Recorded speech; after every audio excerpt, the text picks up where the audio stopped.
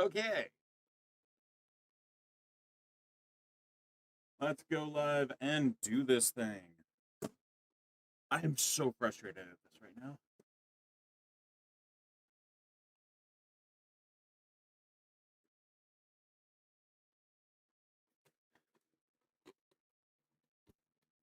Okay.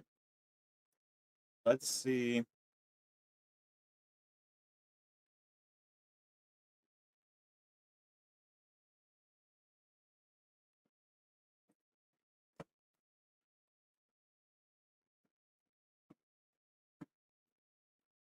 What? Why are you saying I don't have internet? What has now gone on that oh, I unplugged that network cable.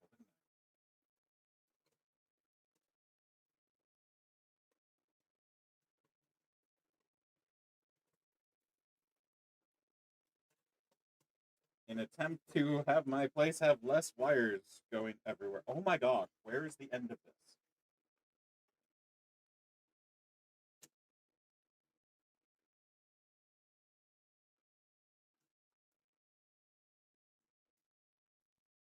I'm trying to have less wires going throughout my entire apartment right now.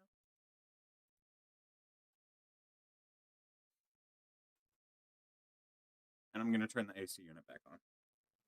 It'll probably be loud, but I'm just going to deal with it. Okay, I already have done that part. Now, let's see.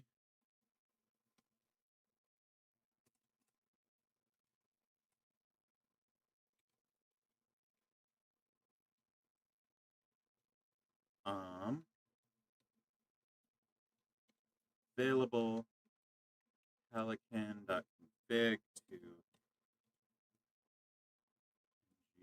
inex enabled pelican config. Okay, the file already exists. So now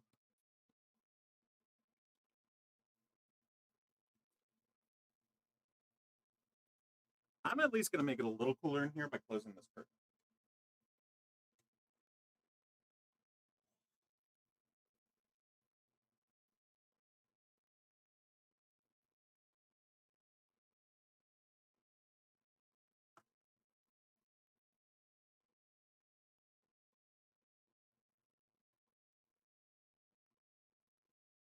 Oh, come on.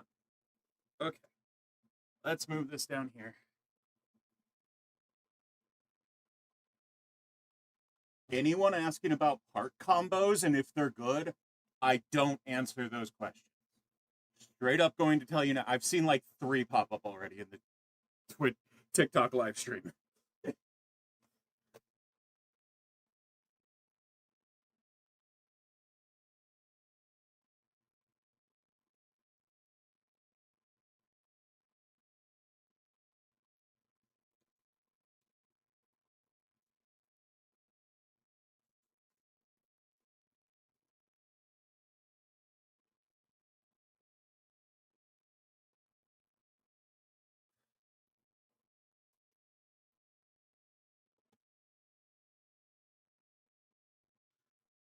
Okay.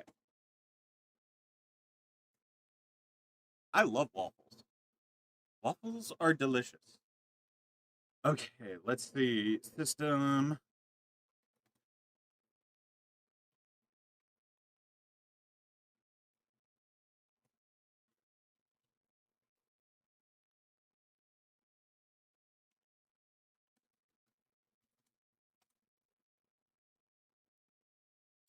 That is the first time that has worked.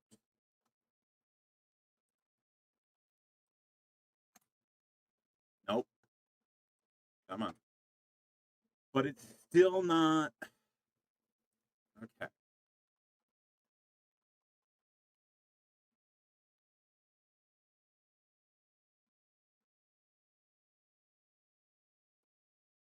PHP artisan p environment setup.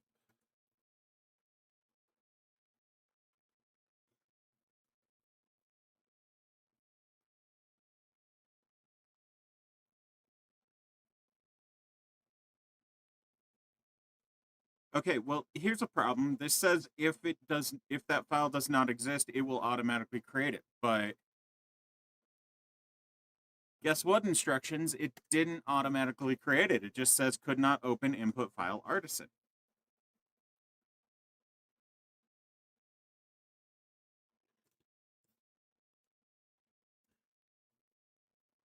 I'm desperately trying to get this server setup to work. This is Pelican, which is a gaming server setup that is a virtual host for gaming servers. I have been trying to get this thing to work for like a week now. And I've mainly only been working on it on days that I stream because I have to prioritize other things on days that I don't stream. Uh, my streaming days are priority content and streaming.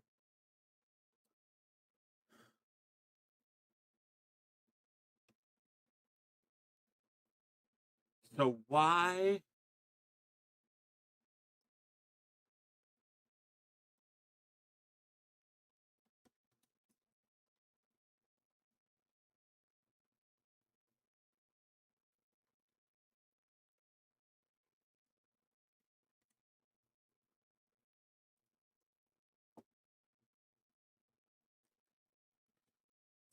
Do I see further opportunities in upcoming years in the field of computer science and IT? Yeah. I don't know why anyone would think that there's not more opportunities coming up in the fields of computer science and IT. Like, those fields aren't going anywhere.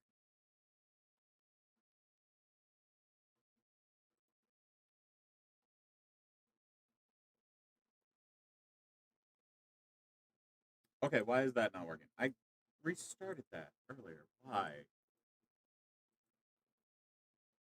Seriously, I need to switch back over to actual Stream Deck because the knockoff one I'm using does not work properly.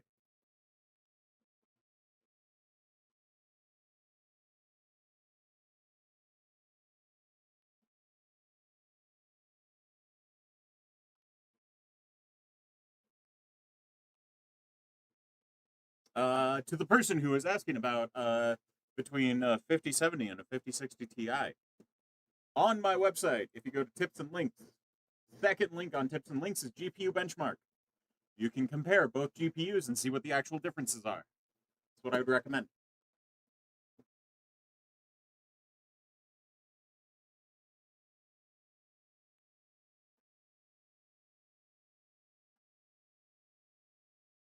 You're confused between choosing computer science or an electrical engineering. Uh, whichever one like you feel fits you best. Like that's the main thing. It's always going to be what you actually find more joy in.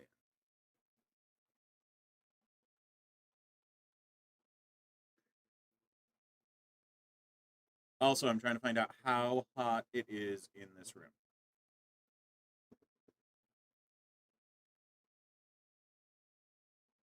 And I know that temperature that it's telling me right now is not correct. And I need to wait for it to update. That was a very sad cat noise.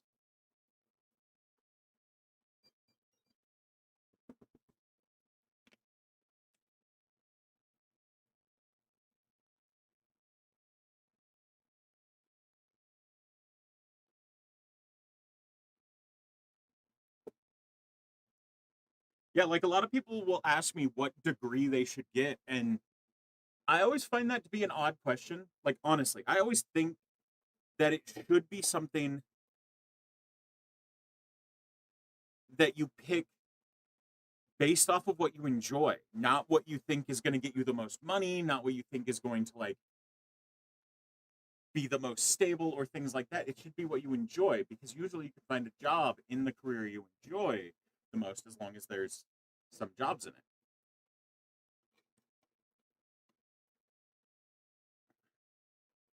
Um,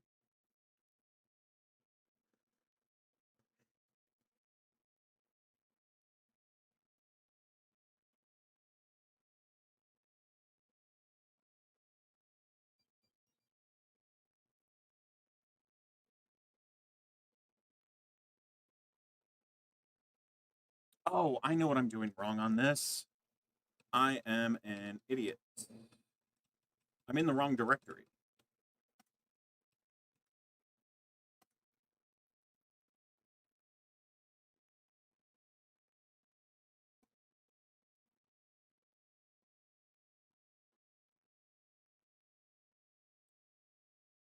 No wonder I'm having issues. Okay.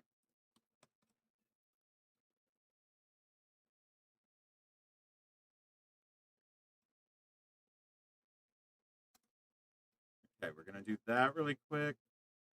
We're in the folder. Now I'm going to try running this command in the right folder with the right settings. The fact that you can't just control V into a terminal is a hate crime. There we go. That part is working. I need to let my cat out because she is crying at the door to go outside. Okay. Just ran that part. We're doing this. So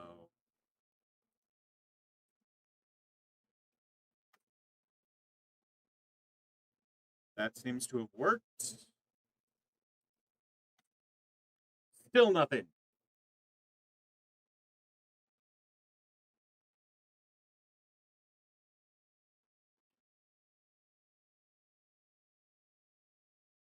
I think this is one of the things that honestly frustrates me with Linux.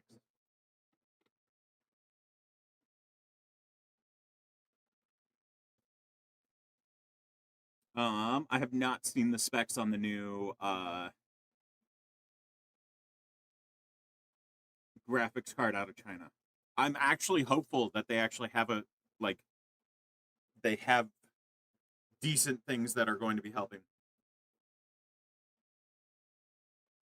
Because the market is so messed up right now. What could I be missing?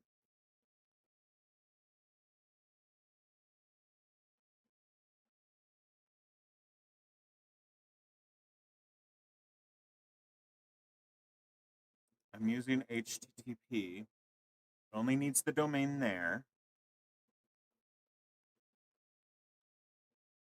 Okay, am I missing something because this is highlighted? There's no spot in this command that would need an IP address. Right? Why is that highlighted?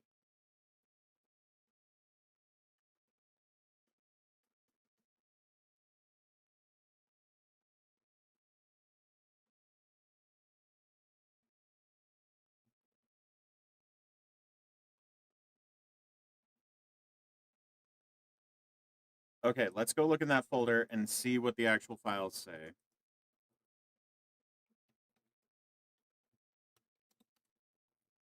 Uh, 1969. We are in etc ng Linux.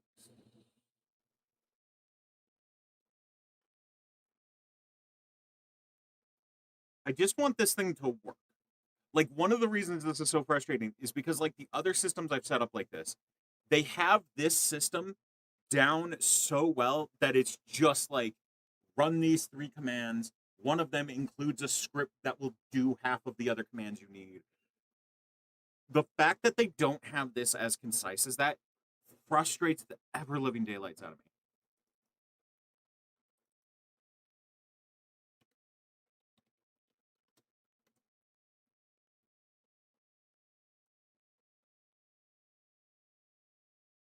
That's the IP address.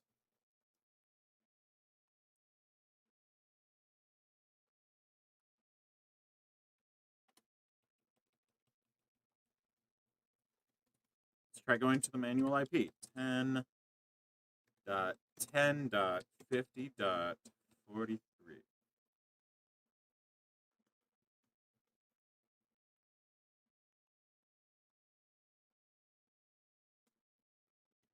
Oh yeah, no, like a lot of people don't realize how limited.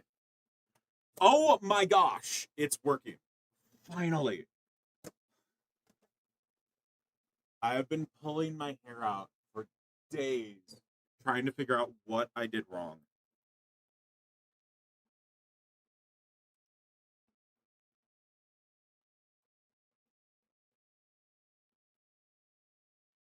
Admin user needs an email? Okay.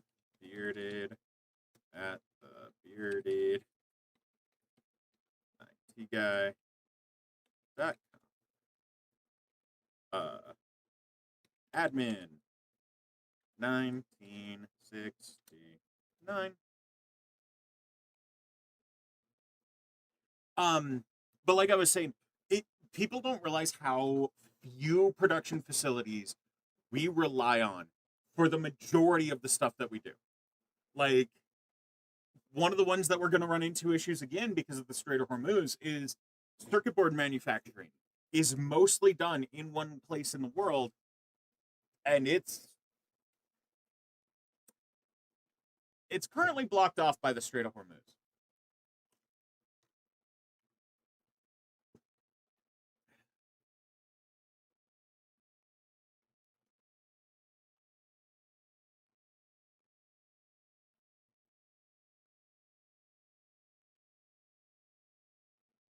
How much does an iPhone 17 Pro Max cost to make? I don't know off the top of my head.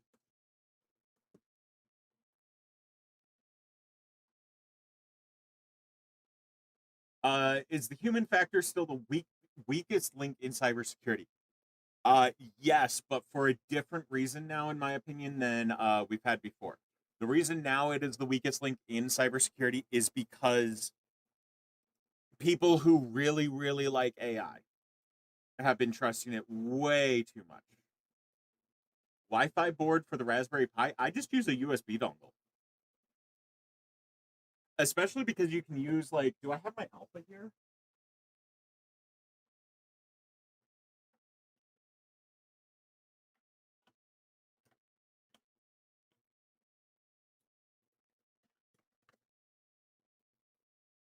If you want Wi-Fi on the Raspberry Pi, the little USB dongles work, but the other ones that are a really good choice is something like this. Something like an alpha antenna. This one's old. It uses old school USB mini. But like having this because then you can have it a little ways away from like where your workspace is and get better reception. These things like I've had these mounted to walls for computers before.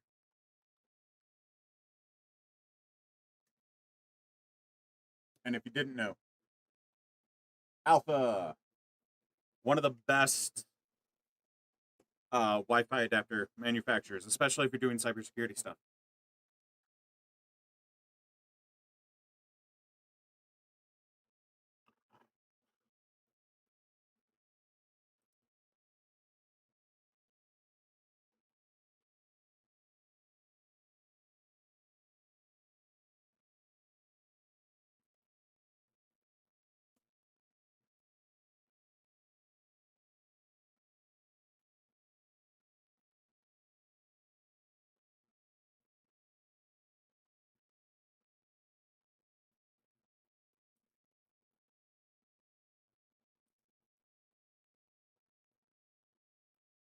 It can do Steam like uh Steam required games. That's nice.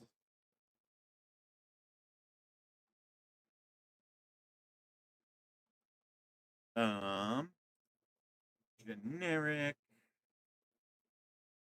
Okay, this is the thing I wanted to see was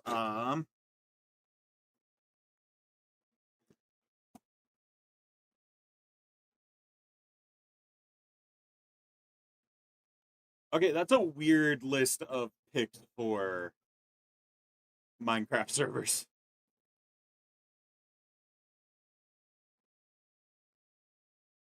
Oh, it has folding at home built in. That's cool. Storage. Okay. Can do old school Mumble and TeamSpeak servers.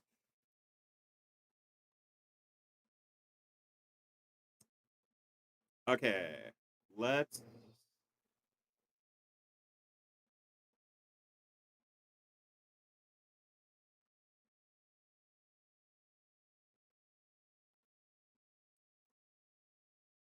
copy and paste that. Okay, that one has been run.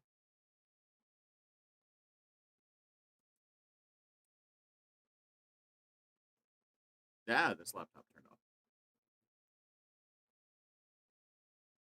How works MVC pattern? I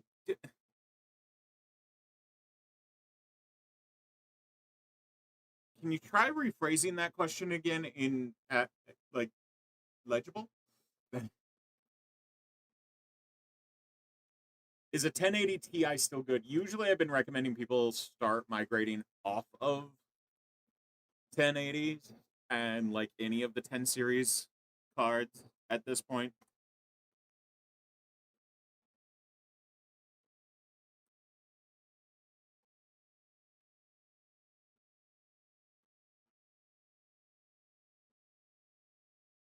Like, yeah.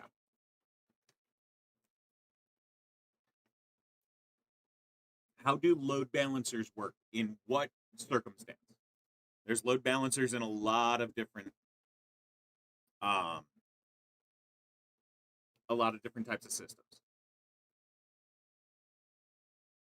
Why does Unreal Engine 5 terminate your laptop? Might be not strong enough laptop to be running it.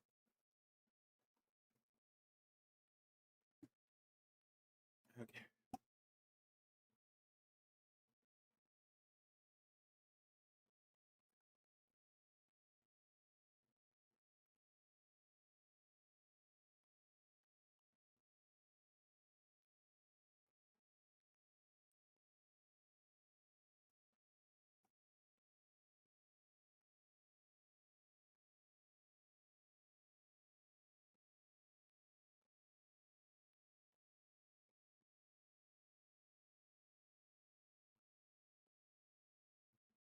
What does it mean by node? Okay, we got the panel.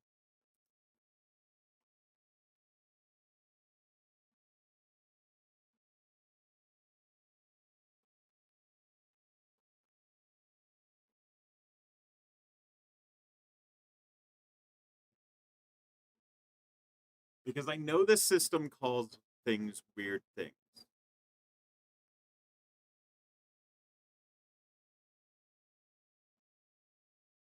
And I'm looking at some of the names that it's saying for things. I'm just like, oh, please no.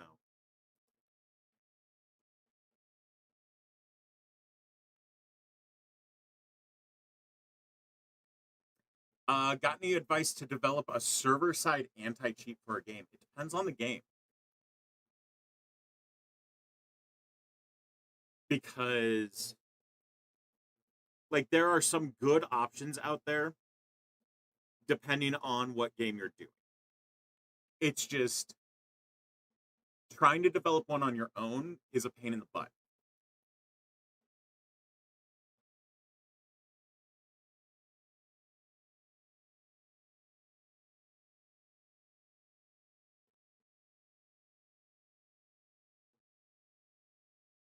Xeon processors are good. Yeah. I mean, I have a few servers running Xeon processors. I don't recommend them for desktop work. What DE/WM are you using? What do you mean? What do you mean by DE/WM? The character limit is not that limited for you to have to use an acronym.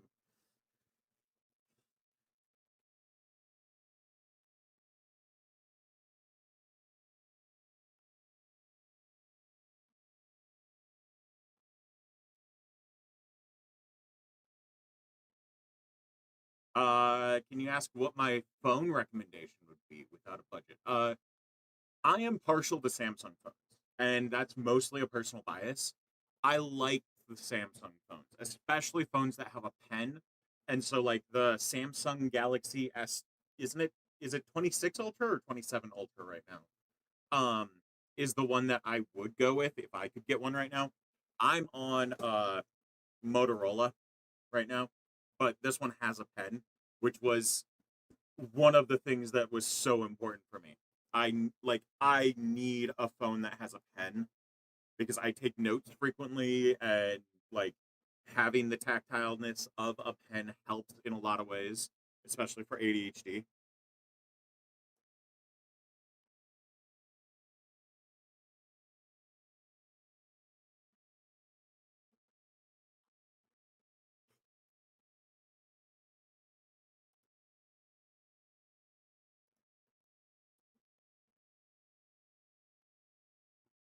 Okay, let's see. Okay, not in plugins. Because one of the things I want to know. Oh, there's a dark mode. Thank you. Dark mode.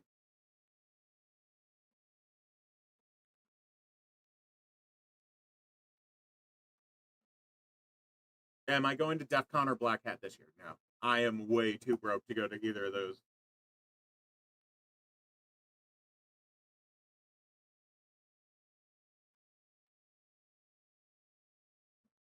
Okay, let's go back to the documentation. I don't want to. Why do you not just have a page for eggs? Why is that not a page? I want to know what you are calling these things.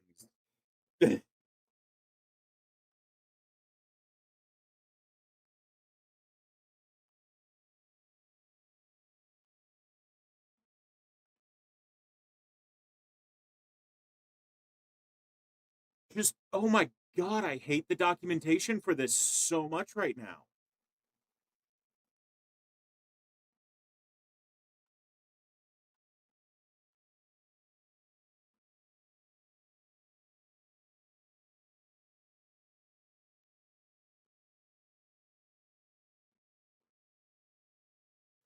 Seriously. Okay. I'm going to lose my shit because of developers who try to get clever with their naming. I know I complained about this on Thursday when I was already working with this system. But seriously, I'm just trying to figure out which area of the server I need to go into to find the setting that I need. I need to know if it's under wings, if it's under eggs, or if it's under yolks. I don't know what those three things are because they got clever with their naming. I'm trying to find in their documentation specifically what they mean by those three things because there's a generic name for those three things. And they don't have a spot where they talk about what. And literally, when I just went to the homepage of their documentation, welcome to the Eggs Nest. Fuck all the way off. Like, ugh. And like on this page, it should just say eggs is what we call, and I'm guessing based off of what I've run into so far, that when they say eggs, they mean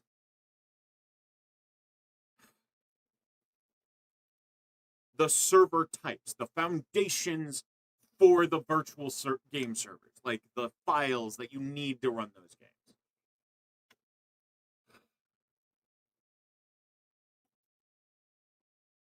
People should not get cute with their naming. And also, I can't get off of this page. This page has no links to sub files and things like that. I am now stuck on this page. So if you hit the home button, you get stuck.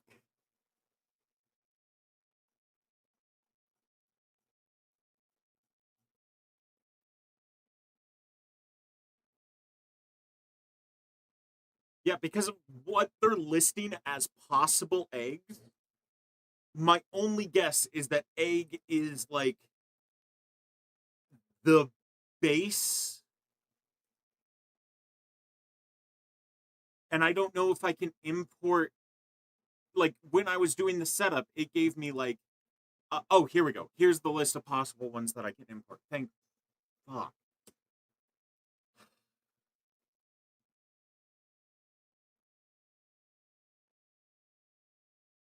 Yeah, the Samsung phones have always served me well. I've had multiple different Note phones over the years. Um, like my last Samsung phone was a Note 9, and I loved that thing until it finally died.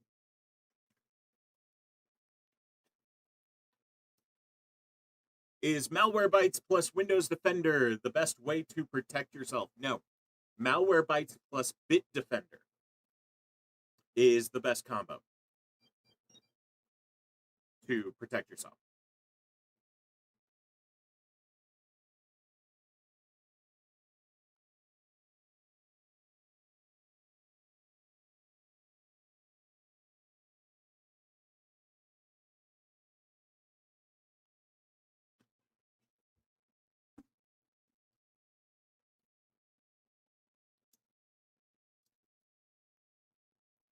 Trying to get my sensor to work now.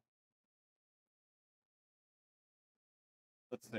Because it still says it's 2 degrees after I put it in the freezer to test it. Okay, now it's jumped back up.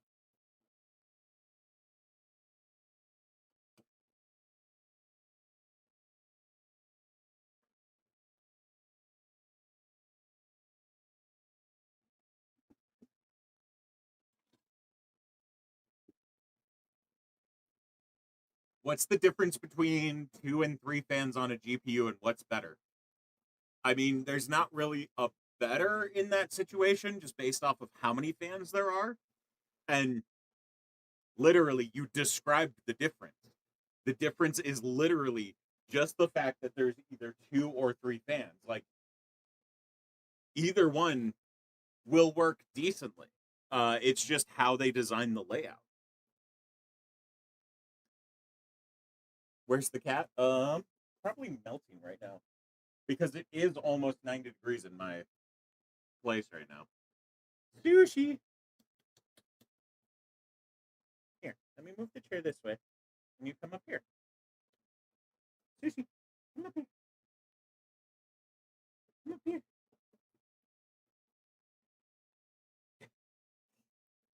She's just like looking at me like, "What do you want? Get on the chair."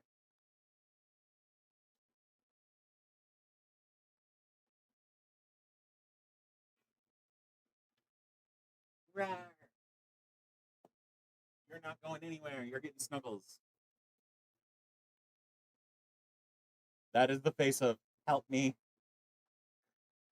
Do not want. Too warm. Melting cat protocol in effect.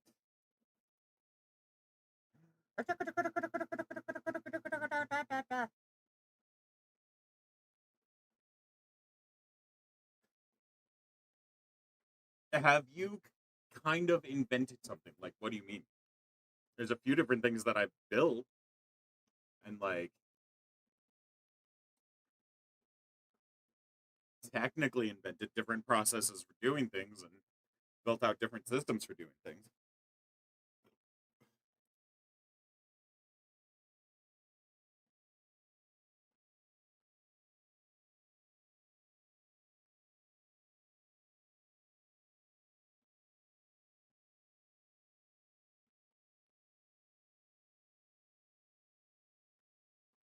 Okay, let's get vanilla Bedrock, vanilla Minecraft.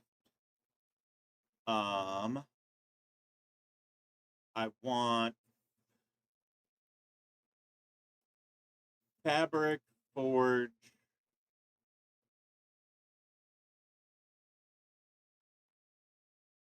I'll do Curse Forge generic.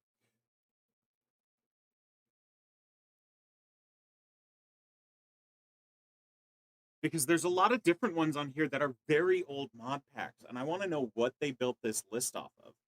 Ooh, there's Spigot.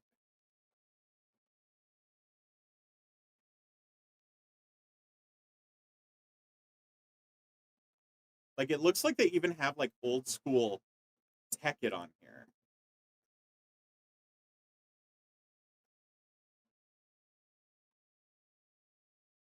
Can I see this alleged queue?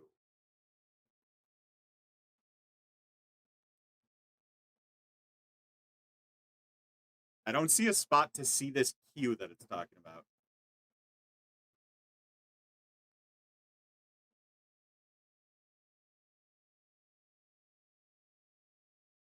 Yeah, I am going to be working over the next like the main reason my apartment is so warm is because the neighbors put up a very, very bright white fence that reflects all of the sunlight directly into my apartment and onto this wall right over here.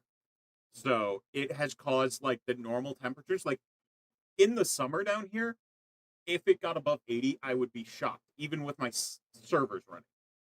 But now, like, it's what is this room at right now?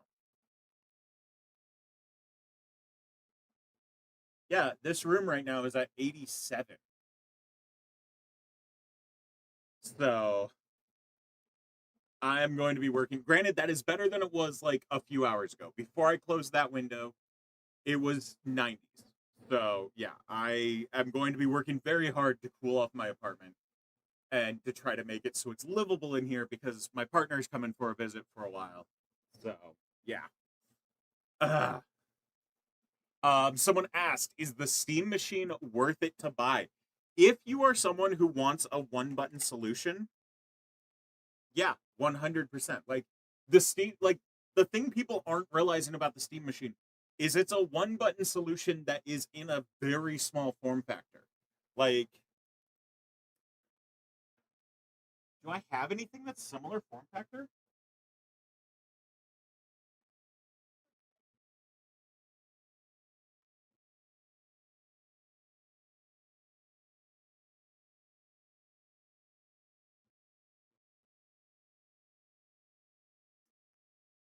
I don't know what I've done with my Nook, but like if you've ever seen a Nook, they're like about yay big square.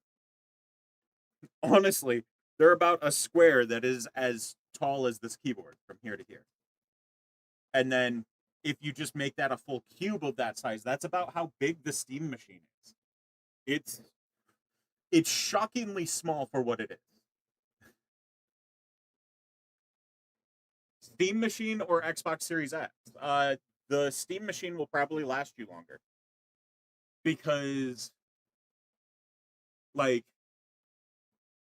so one thing that people haven't been covering is the fact that the Steam Deck, even though it had very limited hardware, they've been getting that hardware to perform better and better over time because it is one set of very specific hardware, so they can tweak it over time and make it work better. And like we even see the evidence of them planning on doing that with the Steam machine because they like have reduced how good it performs and they've been building it back up from there.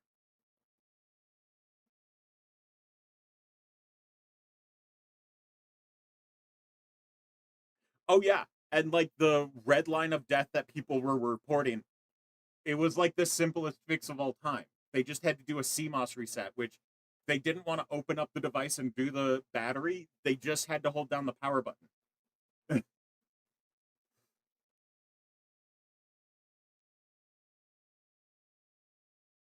um, someone asked Steam Machine or Steam Machine clone with Steam OS for better value or self build with used parts. I mean, with used parts, you definitely can get a better value, but you're not going to have a one button solution. And like that's one of the things that drives me nuts is the amount of gamers that are just like, well, I can build a better one for the same price. I'm like, one, you're not able to build in the same form factor. Like when I did my video, I used Gamers Nexus list because they at least tried to get to the same form factor or as close as they could. Other places, like a certain tech tip place, didn't care about form factor. And I'm just like, you guys are being willfully dishonest at that point. And so, like, people not realizing a one button solution is what a lot of people want. Like, they don't want to go through the headache I just went through trying to get something to work on Linux or the headache that I have to go through on my Windows system when something's not working. Like, I don't think people realize that there is a headache with PC gaming and Steam machines like remove that headache. ROG Ally versus Steam Deck. That one's a hard one to pick between because both of them are very good. ROG Ally has a little bit better performance, but I feel like the Steam Deck is going to be the one that has longer longevity. There we go. I prefer the Lenovo version. The Lenovo handheld console, that thing is like my favorite. This is game talk, not tech. Hey Jay, is the Steam Machine a piece of technology? What do you define as tech, Jay? What should I stick? You don't think the Steam Machine is a piece of technology?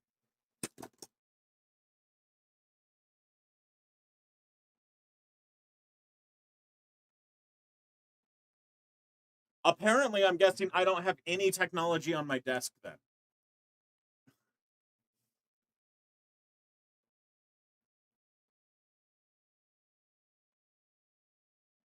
I need to go through my old live streams because when the Steam Machine stuff. Jay, a PC is technology.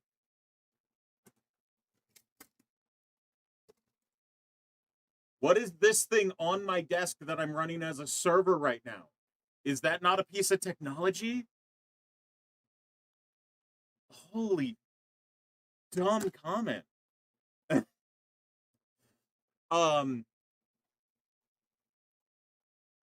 Okay, Jay, there's a simple solution. You can put your finger on the screen and swipe if you're not interested in the live stream. There's your solution right there.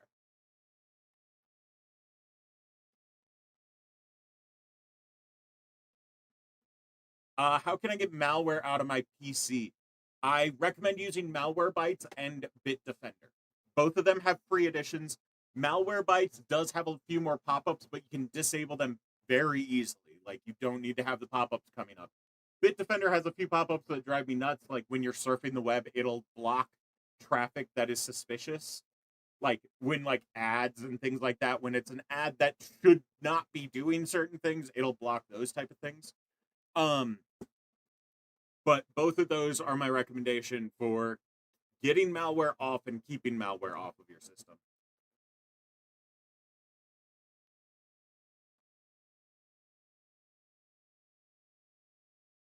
You have a 4K monitor, but a 4060. The 4060 should be able to run a 4K monitor.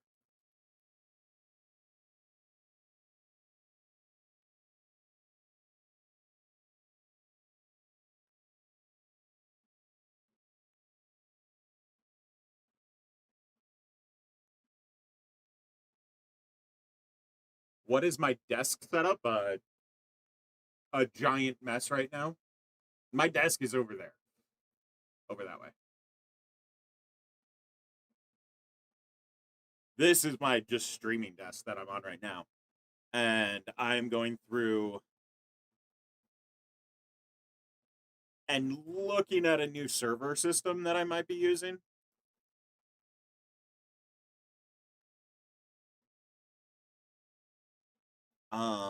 I want to do Factorio.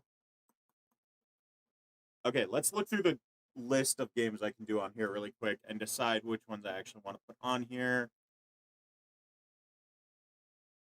I want to do a Hytale one because I've been liking playing Hytale, but I want to play with other people.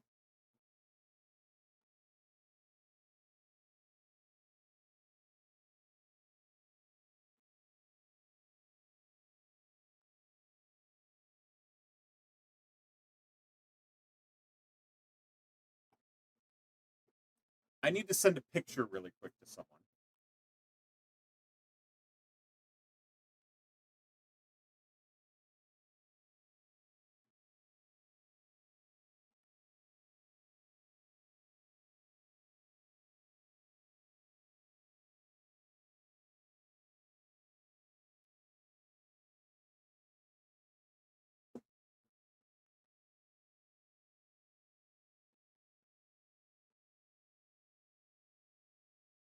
PC hardware is tech, Jay. You just don't understand what tech is.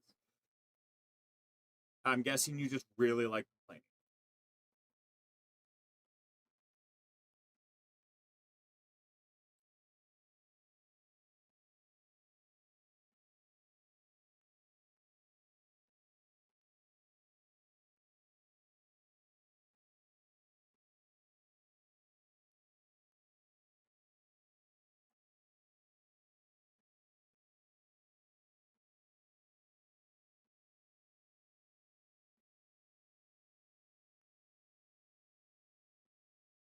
You're doing a software course in college next year. Would a Lenovo Yoga, I'm guessing i7 work? Um, I love the Lenovo Yogas. You, for the same price, you might want to look at Lenovo like business laptops, like the business grade laptops by Lenovo that have a GPU in them. Because I think for the same price as a Yoga, you might be able to get one like it won't have touchscreen and it won't be able to do the full yoga thing of flipping around. But I feel like that would be the better pick for you. YouTube is getting ignored. No, everywhere is getting ignored because I'm trying to go through this and message my partner. Um, my partner is coming down for a surprise visit, so I'm trying to plan things out for that and work on that stuff.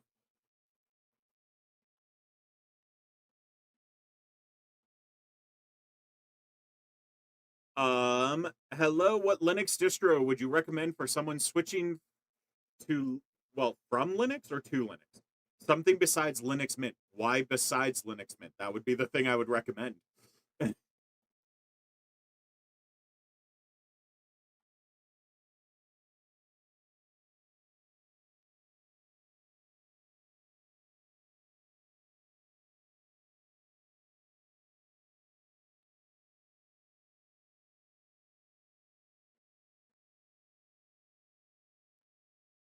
Yeah, moving from Windows. Yeah, why would like Linux Mint is literally what I would recommend for someone moving from Windows because Linux Mint like has the same feel as Windows. And so it's easier to get into Linux from Linux Mint.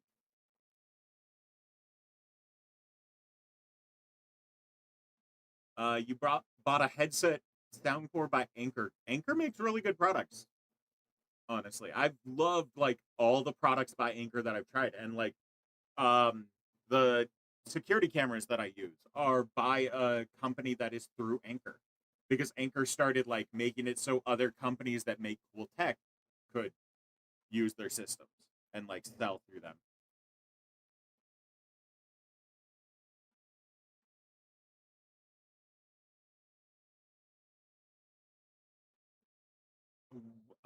Question: which AM4 CPU for a 3060 Ti?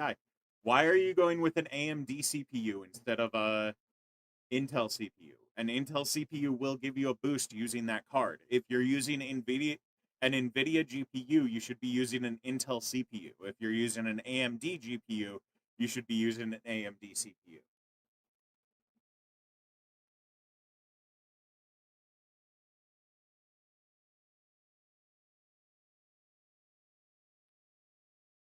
What is my favorite EDR? What do you mean by EDR? I need to have a thing on there saying don't use acronyms. Actually, fully say what you mean.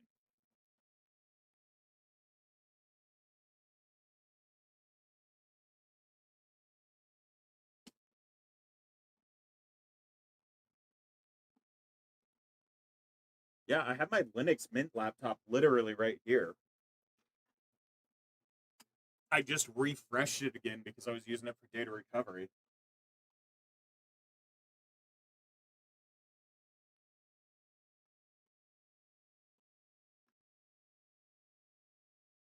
It's clean, it's lightweight, it's simple to use. I love it.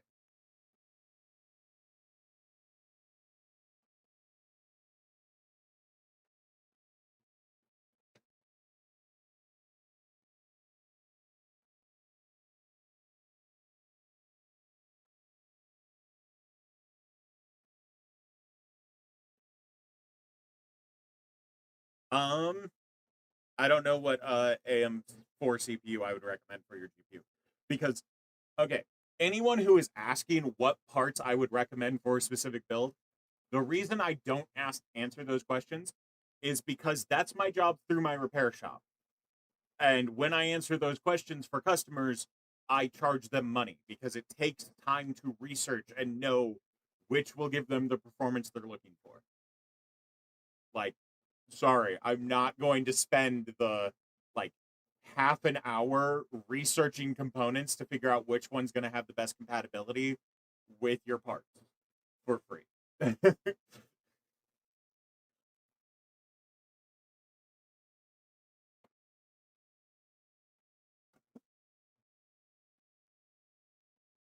Okay, let's look through the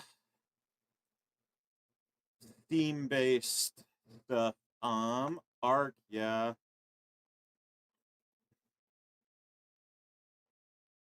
American Truck Simulator dedicated server. There's servers for that game? Ooh, Astro Colony server, Astroneer server. Why does Black Mesa have a server? Does Black Mesa have multiplayer?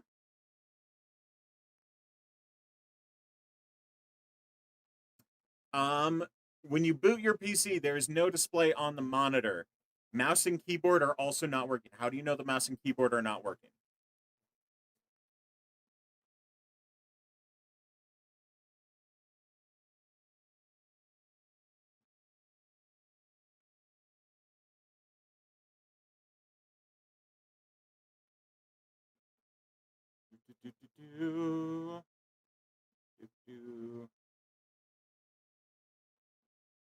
Yeah, Euro Truck Simulator even has a dedicated server. What the heck? Gary's Mod. I should do that one. I need to relearn how to do Gary's Mod servers.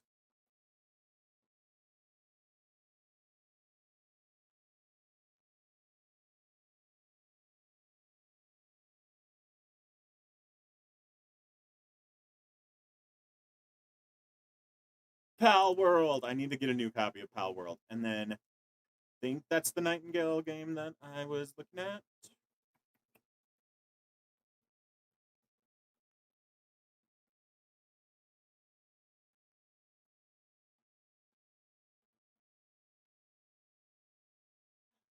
Satisfactory. Someone asked me about a Sons of the Forest server. So I'll add that into the list. Starbound. Subnautica. Especially since Subnautica, like, fixed their big mistake they tried to do. Valheim. I'm going to do all three of the versions so I can find out which one works the best. Okay, that's another 22 eggs that I just put into the population. Woo! Okay, now I can answer more questions.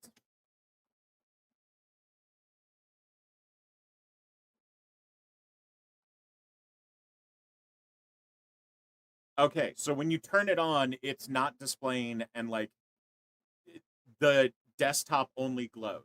Okay, so what you're going to need to do, let me see if I can have one right here.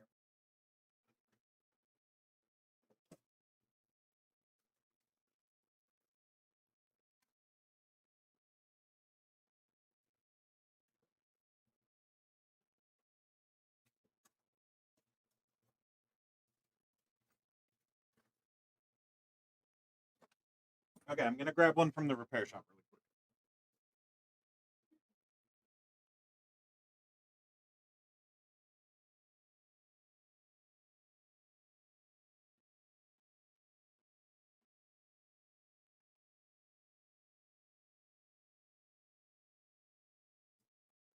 So it sounds like your computer is not actually posting. What you need is one of these. This is a motherboard speaker. You take this and you plug it into the motherboard. There's a spot where it'll show 4 pins and it'll say speaker. That's where you plug it in. You're going to plug the red side into the plus and the black side into the minus. And then you're going to turn on your computer and it should be beeping. That's going to tell you a post code, which will tell you what's wrong with your computer. If it's not beeping, then turn your system off, take out all the sticks of RAM, and try booting it up again and listen for a beep. Because without any RAM in it, this speaker should beep. Your motherboard should start giving a warning saying, hey, there's an issue with the RAM, because there is none. If your motherboard does not give you any alert when you have no RAM in the system, then most likely it's a motherboard issue, and you're going to have to replace your motherboard. Usually when there's a motherboard issue, I recommend also replacing your CPU at the same time, because there are so many issues where a motherboard can fail and cause issue with the CPU, or a CPU can fail and cause issue with the motherboard. So both of those are so intertwined at this point, they can cause issues with each other when things go critically wrong like that. I've been told by someone that because I don't repair CPUs, I'm not actually a repair shop, and I'm like, you're a moron.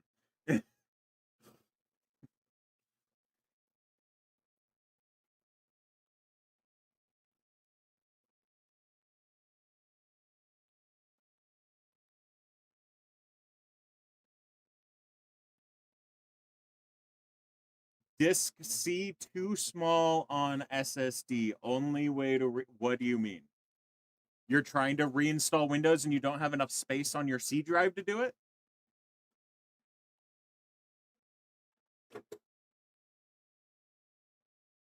Anyway, you can play Duck Hunt on newer TVs. Yeah, you can play Duck Hunt on a newer TV. It doesn't require an old school CRT TV.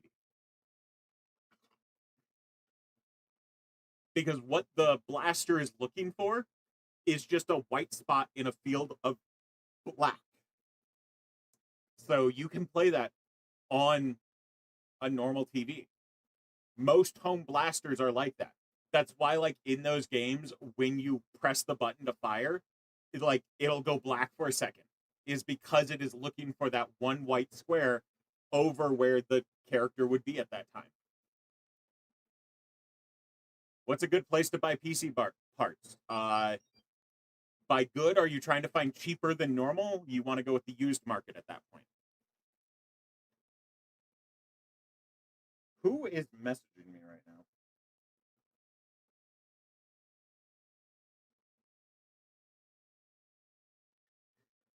I like how my partner and my friend are talking about how hot I keep my place. Both of you keep saying that I keep my place at this temperature. I have an AC running almost 24/7 trying to cool it down. Ever since my neighbors put up a fence that reflects all the sunlight back into my apartment, it has been hotter.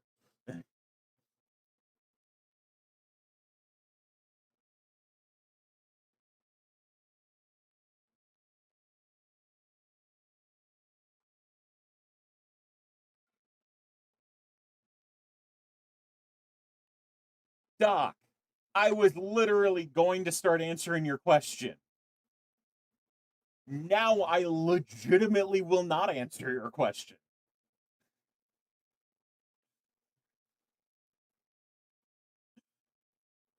Like, good lord. I literally just set my phone down after replying to a text message to read your comment out loud.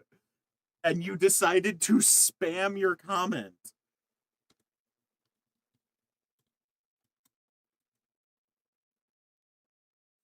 My day's been going pretty good. I actually got the server setup working, so that has made me a lot happier.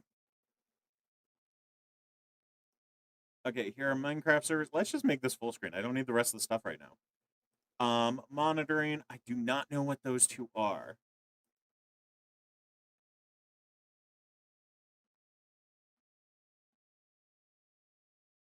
I'm not going to put folding at home on this thing because this thing is so tiny. Like, this is just a test server.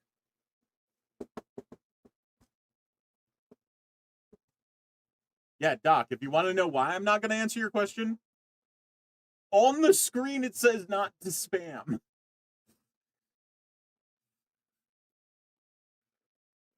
Okay.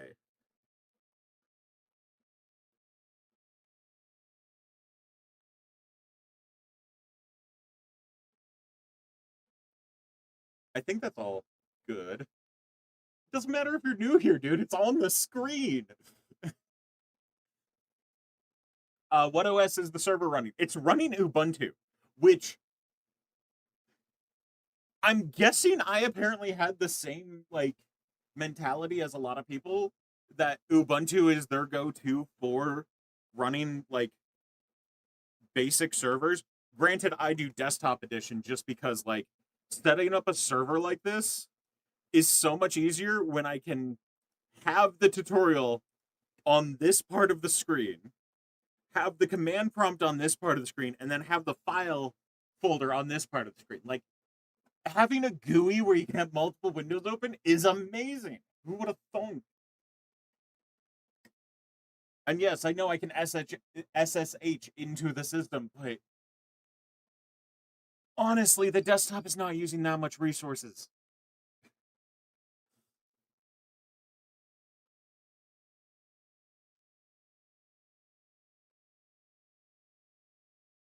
How often do I stream? I stream 3 days a week. I stream Sunday, Tuesday, and Thursday every single week, starting at 2 p.m. Pacific time.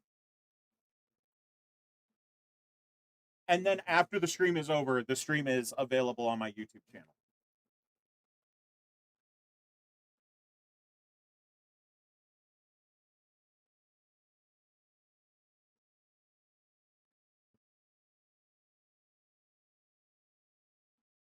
I am currently thinking of putting the black mesh stuff that they use for chain link fence on the fence because it should stop the heat from reflecting.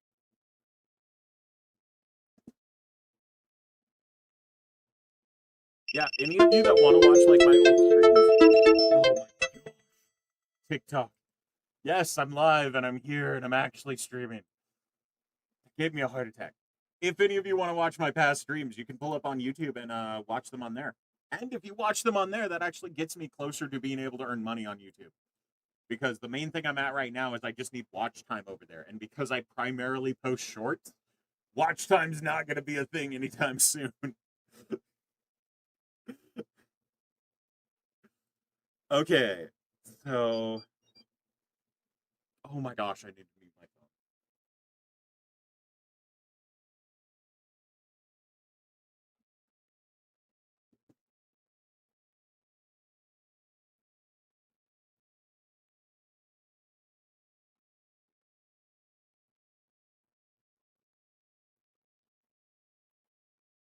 What is my honest opinion? Okay, this is actually a really good question, and I might add it to my list.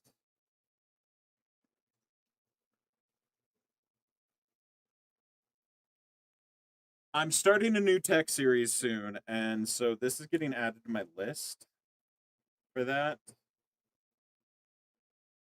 Let me create a new note really quick.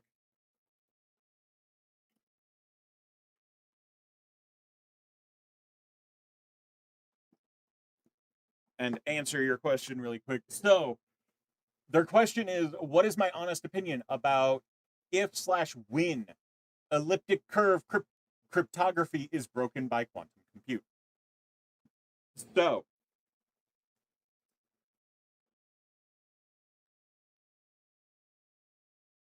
I have to think really quick while I write this. So,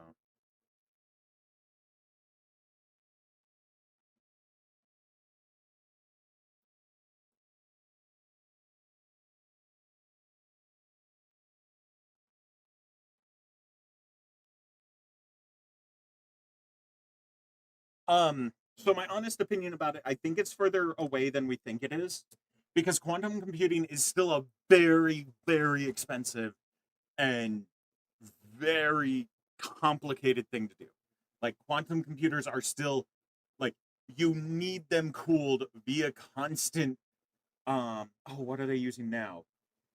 I think it's liquid oxygen is what they're using to cool them.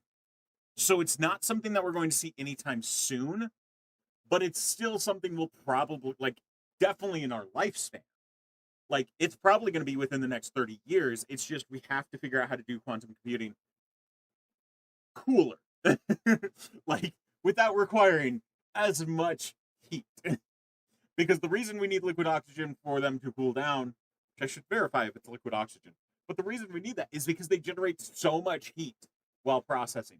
So we need them like constantly cool. It's not exactly something that someone can go in there and go like, I'm gonna decrypt all of this stuff using quantum computing, because it's so tightly managed and used for specific purposes. But it is something that is possible. From everything, like every report I've seen, it is something that's possible. It's just not something that's going to happen because of all like the safeguards already in place. Do I also have a love-hate relationship with tech? Yeah, especially Linux. I'm going to be so for real. I have such a love-hate relationship with Linux. Do I still write code manually? Yeah, what would be the alternative to writing code manually? Is there a way for me to get my thoughts into a computer directly without the input from a keyboard? Because if that interface exists, that would make my life so much easier. Your computer lags when you play games. So, oh, I'm using the wrong mouse. What I recommend doing, since you already mentioned startup apps, you'll already know where this is. This is in Task Manager. While you're running a game, look at the left-hand side here. Look at what is being used to the max or even above 70%. That is going to be what is probably causing your bottleneck. Whatever component on this list is being maxed out. Ethernet probably isn't going to be the thing. Ignore the Ethernet one, because that one, the graph does not look accurate. Like, see how it looks like it's at the max for me right now? That's just because it like changes how the graph looks, depending on how much is being utilized. Like, if suddenly I downloaded a bunch of stuff, this whole section would look like a flat line. But anything else like memory, if memory is at like 70% or higher while you're playing a game, then it is likely part of the cause. If your CPU is above like 80, 85% or above 70% consistently, then it's likely the cause. GPU will usually be pegged at 100% if it's the cause. Is learning how to use Linux good for IT? It is one of those things I would always recommend someone who works in IT to have a knowledge of how to use. Like, for me personally, I have my Windows systems, I have my Linux systems, and then I have my Apple systems. Like, legitimately, in the past 5 years, I have strived in my IT career to always have a working version of every system. Like, this is my MacBook. I'm not going to show the whole thing because it says my name on it. But yeah, like having a working system in each operating system means you can quickly see how something works on that system, so that if you're trying something, you know it actually works on there. And to do that, you need to have a fundamental understanding of how to use them. I usually recommend using the systems for at least a week straight to get the full feel for them, and then picking them up like every once a week, roughly. So that way you can keep the knowledge going and keep knowing how to use it. How much of my code is written by AI? 0. Big goose egg. I will not use AI code. Would I say some systems are easier to repair than others? Yes. Apple is actually making strides to being repairable again, like decently repairable.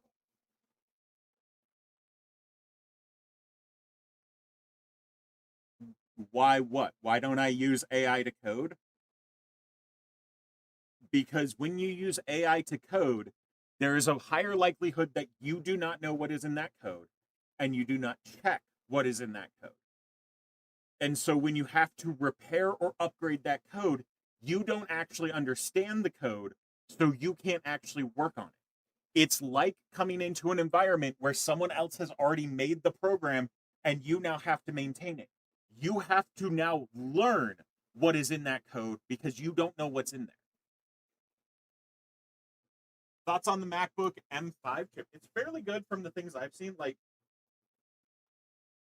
the MacBook chips are really good. I'm using the A1 MacBook. If I have to replace my A1 MacBook, I might get a MacBook Neo at some point. But like, this thing runs like a workhorse, and like the battery lasts forever. It feels like. Like, I can go most of a week without charging that thing, using it as like my laptop that has all of my resources on it that I use for like web searching and everything like that. Back when Chromebooks first came out, I was on the Chromebook beta team, and I got used to having a Chromebook always on hand that I would do for searching stuff. Thank you. I really like this shirt. I actually have two copies of this shirt. One of them is with my partner. How do you fix stick drift? I recommend using Drift Guard. Look up Drift Guard. They have a website that can help you a little bit, but there is software you can download and they sell in Steam that can help you a lot more. And especially if you're on a controller like, where's mine? If you're on a controller like this, the actual Xbox controllers by Microsoft, these are the easiest ones to fix stick drift in from a software standpoint.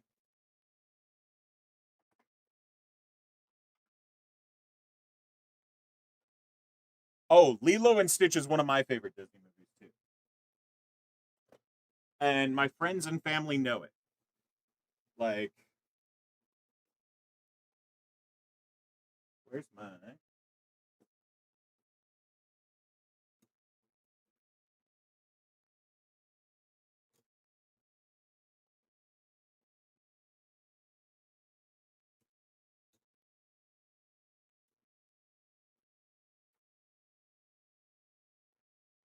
This is one of 3 of the Build-A-Bear Stitches I have.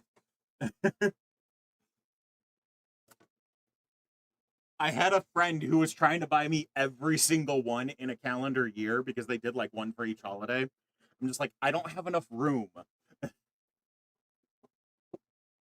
What budget do I recommend to build a home lab? I recommend, like, if you're able to, starting with like $500 for an inexpensive home lab, because you want to get a decent router. Like, I recommend Alta Labs gear. I have some literally right here because I need to film with it. Like, I recommend starting with building out a network and using stuff like Alta Labs gear, or if you can get secondhand networking gear, you can usually save yourself a decent amount. Having a decent router, having a decent couple access points, and then building out like your server setup by using small little computers like this one. Like, this is an HP Elite Desk Mini over here.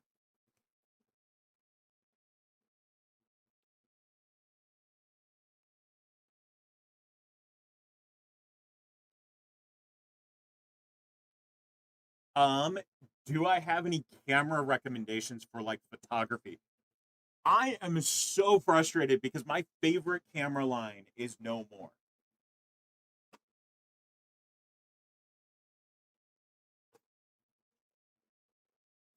Because like, Canon is my favorite. I love Canon cameras so much.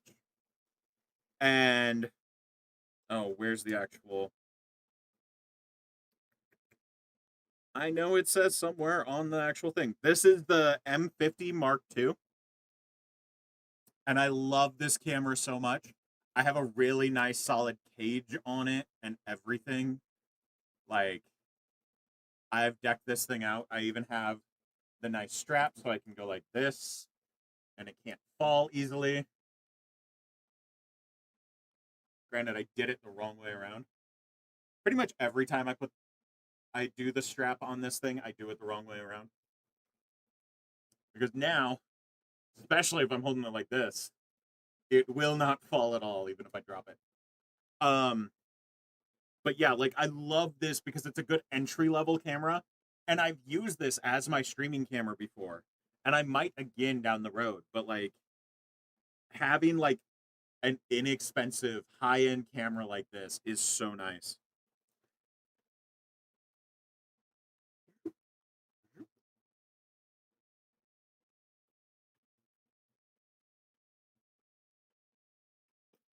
And then I have a really nice little bag that I bought for it.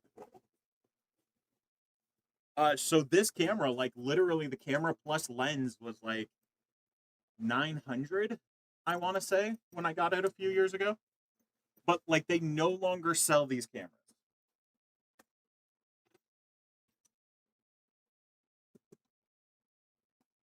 Okay, should I start with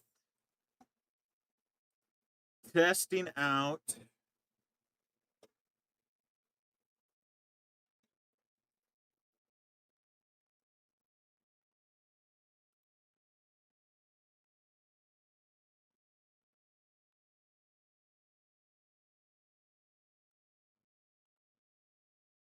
where do I see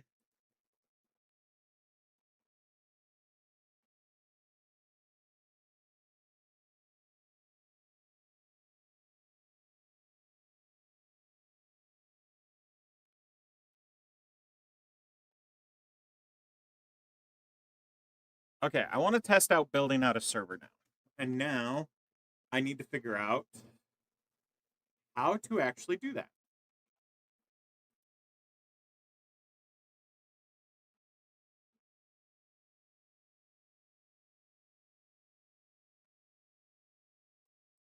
Let's go through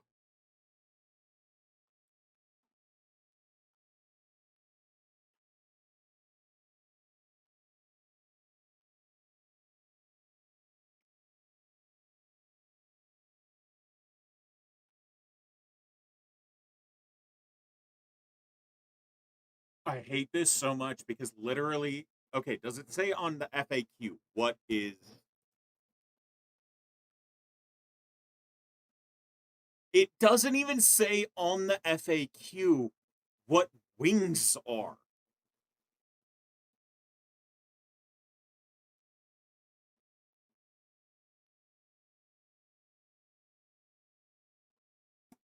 I hate this so much. Like it's like going to go play a game of chess against someone and you're just like, "Okay, I'm going to move my knight." And they're just like, "That's not a knight.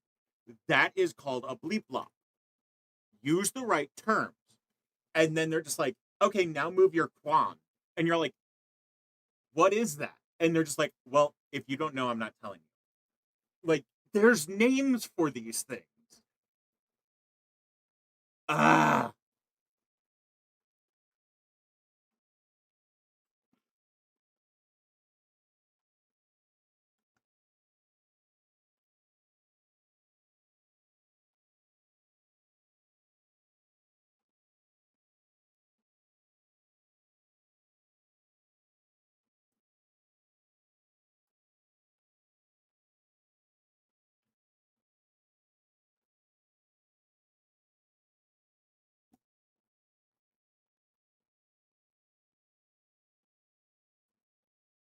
do they have yeah, this just pulls me up that list of eggs. That doesn't help me.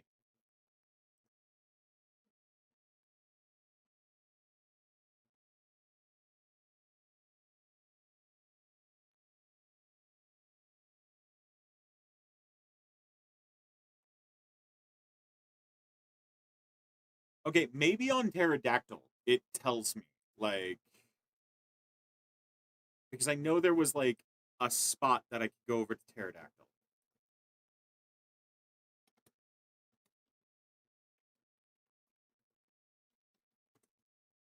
Maybe on Pterodactyl it will tell me what wings and eggs are.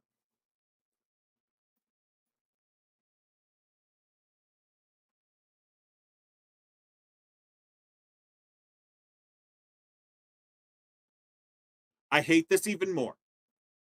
I legitimately hate this even more because on the pterodactyl page, it uses buzzwords.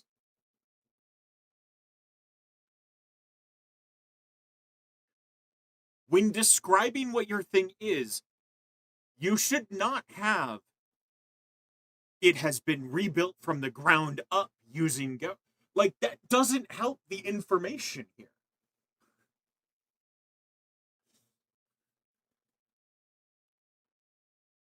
Wi-Fi board for Flipper Zero. Didn't you ask this earlier? I already told someone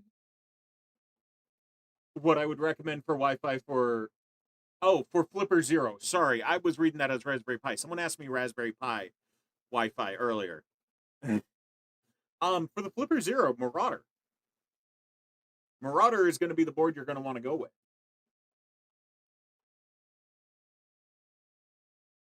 Is an S22 Ultra to an S26 Ultra a good upgrade? Yeah.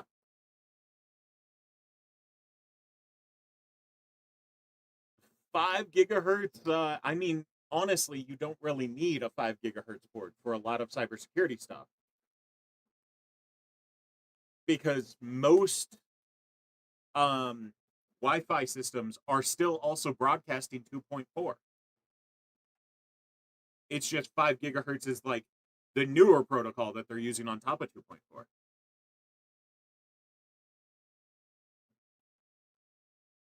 Do I use Kali Linux? No, I don't.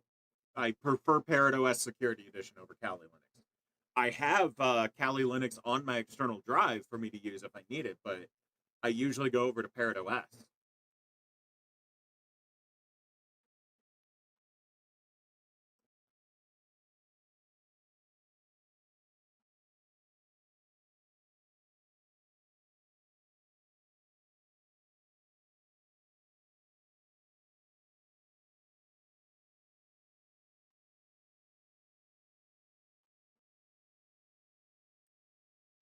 Wait, do they think once you get into this, then it's just really easy?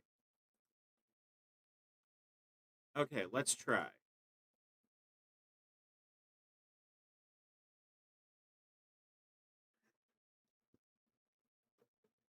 Wait, is this not able to operate off of as a node?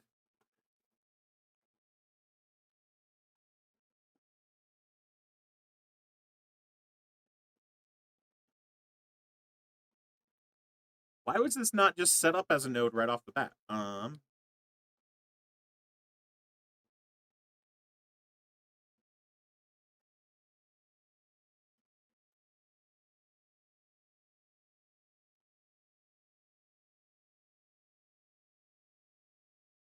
Can you not use the host as a node?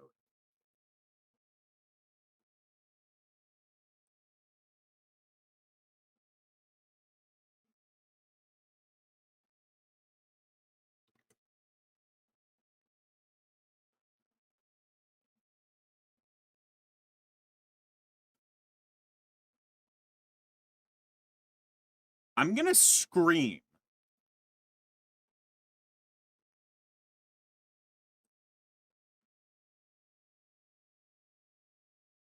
Are wings not nodes?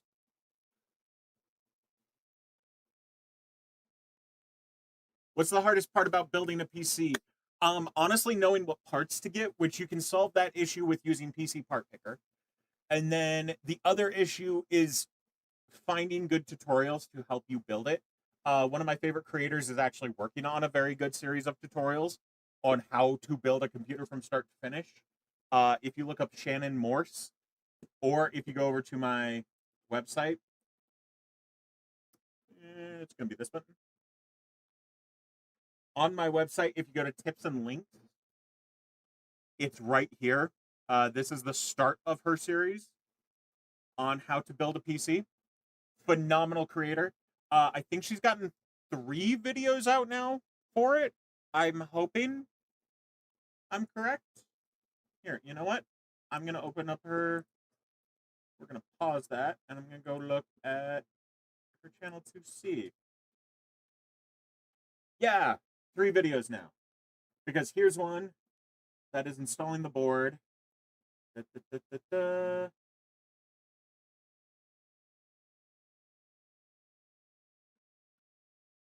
This is the second one. This is prep for building your PC. And then this is the first one. Yeah. So she has 3 videos up right now on how to build a computer. It is like an in-depth series. What can I do to avoid chat control in iOS? What do you mean chat control? Like voice activation?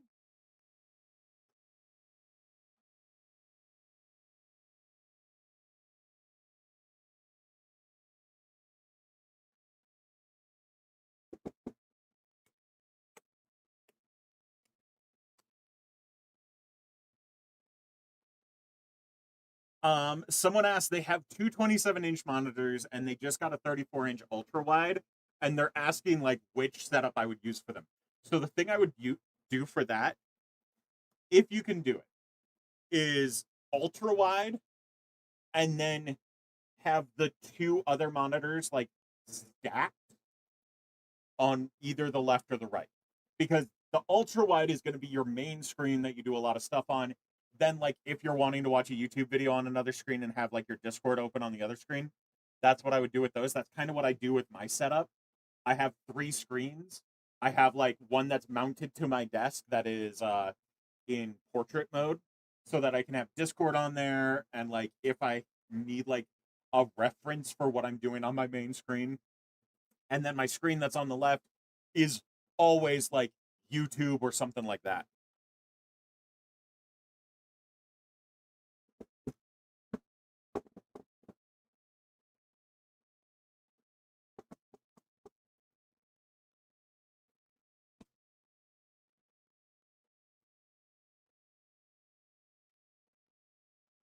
What if your connection to the internet just randomly goes away? That could be a couple of things.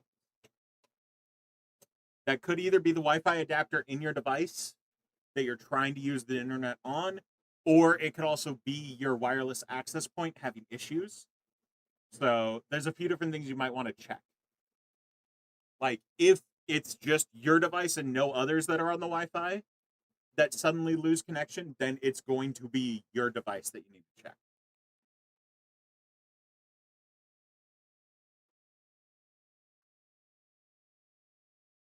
If it's on LAN, then it's most likely something like your router, or it can, like, it doesn't matter if the adapter is new. The adapter can still have issues if it's new. So don't rule out the adapter, but see if other devices that are wired have the same issue at the same time, because you're trying to figure out if it's your device or if it's your network. Most difficult thing I've learned, the full HIPAA compliance.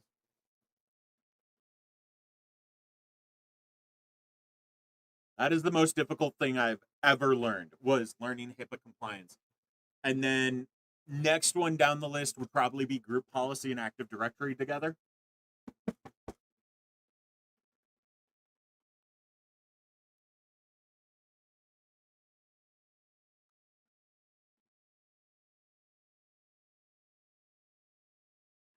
Dude, I already went over what you should check for your network. And again, it doesn't matter if the device is new. The device can still have an issue with it, even if the device is new. What's with my nails? I painted them. I like how they look.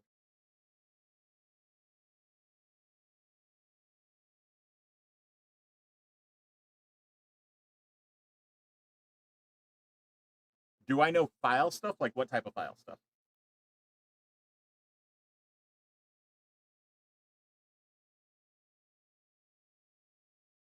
Yeah, I specifically paint them like this and have the middle nail that is different for the people who think that it looks gay or dumb or stuff like that, because that way I'm always flipping you off, because I don't give a shit what you think. I like how my nails look. If you're too self-conscious to have painted nails, then that's on you. That's not on me.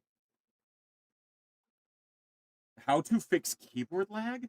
Um, so most commonly, if you're having input lag from like a keyboard or something like that, it's most commonly going to be that you have too many things on the same like USB controller, and I'll show you what I mean on a motherboard.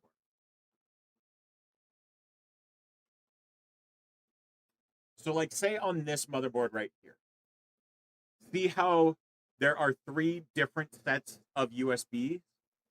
So this set is on a controller, usually with the Ethernet. This set is on a separate controller, and then this set is on a separate controller, usually with the PS2 cables. So usually what happens when you're getting input lag is you have one thing that's plugged in that is using a lot of the information bandwidth. Like most commonly I see it where people have like a camera or like an external monitor over USB plugged in, and then they'll have like their keyboard on the same controller, and then it's overloading from just the monitor. And then the other thing I've seen is they'll plug it in, like sometimes you'll have like this one right next to this one, like they'll both be up here next to each other.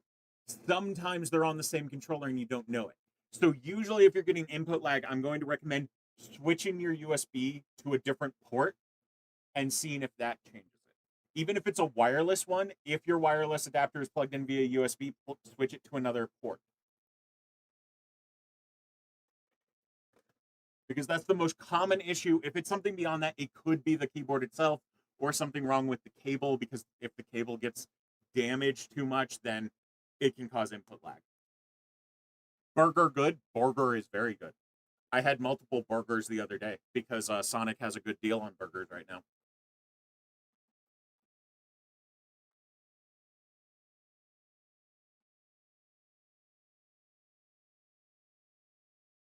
True. Someone also said shorten the cable.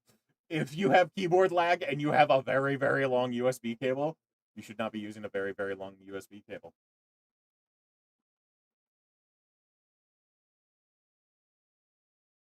Um, is grounding yourself before touching anything in the motherboard on a desktop or laptop required? Yes, but not to the extreme that a lot of people do it. A lot of people will have the ESD strap and like be hooked up to like a grounding spot. There's a very easy way for you to ground yourself when it comes to like a desktop or something like that. Find bare metal and touch it. Like especially if you're working on a desktop, find one of the silver screws and touch them. Because if there is a silver screw on that case that is like non-painted, non-coated, you find bare metal anywhere, touch that and it'll ground you. Why is your PC going mute sometimes? Possibly the driver is crashing. That's most likely what would cause something like that.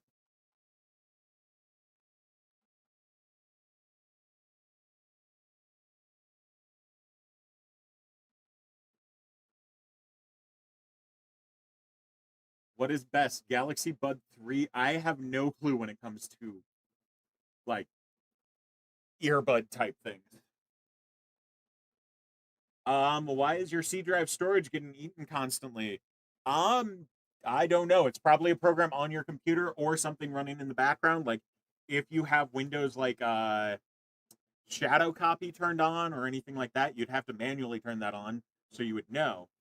Um, but like usually you can find out what it is by running programs like Winderstat. There's a new version, like a new program that people use like Winderstat that I can't remember off the top of my head.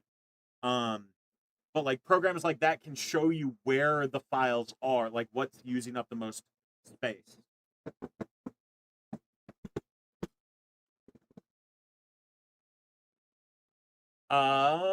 Disk usage is always at 100%, even though RAM is 160 or 40. Is it a hard drive, like a spinning disk hard drive? Because that would be why. Like in this day and age, if you have your operating system on a spinning disk hard drive, then which button is muting my PC? My PC isn't muting.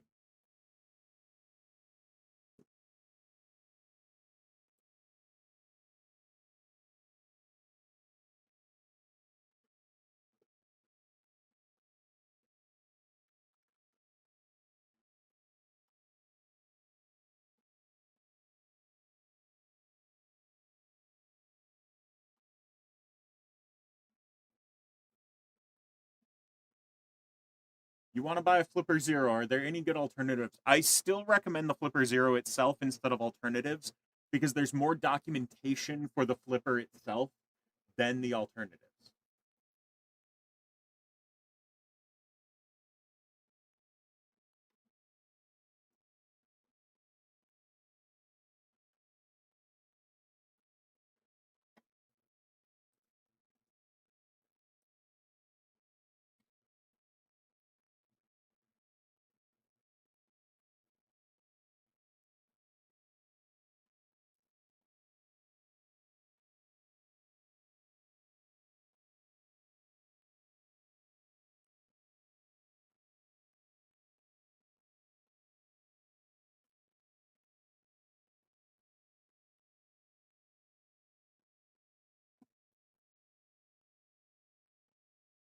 I think I'm about to hop in these guys' Discord and go, what are wings? What are eggs? Why do you not label what these things are on anything?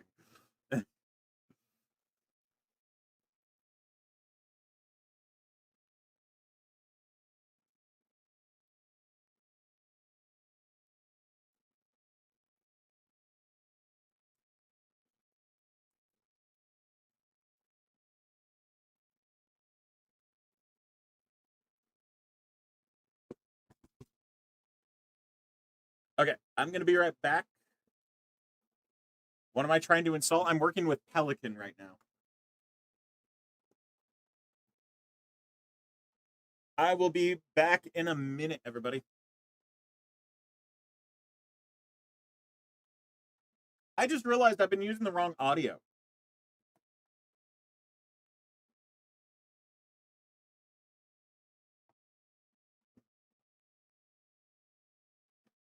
This should sound better in a second for everyone.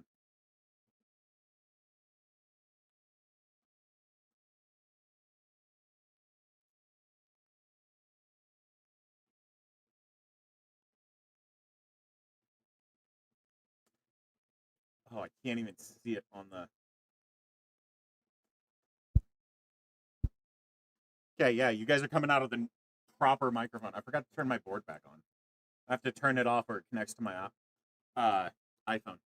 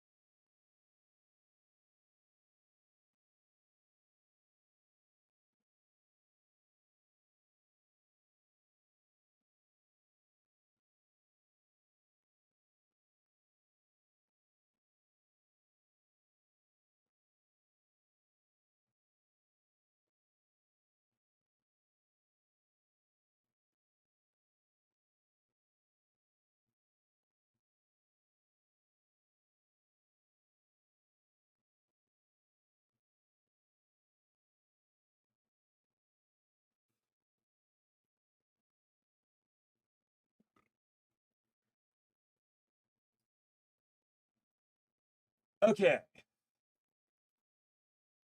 What laptop for $415 should you get? You should save up for a better laptop. Because if you're buying a laptop for under $1,000 or under, actually right now it might be $1,000 because of RAM and everything like that. But if you're buying a laptop for under $800, you're going to be putting more work into that laptop to keep it going and make it last than it's worth. Also, I am going to restart the stream on TikTok because my views have not been great this stream. And I think it's just because it didn't like how I started the stream. I will be right back, everybody.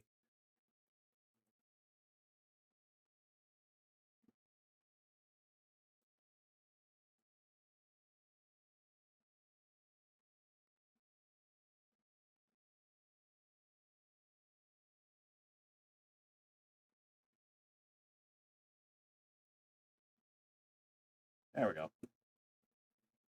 And the people on other platforms think you guys are hanging out with me.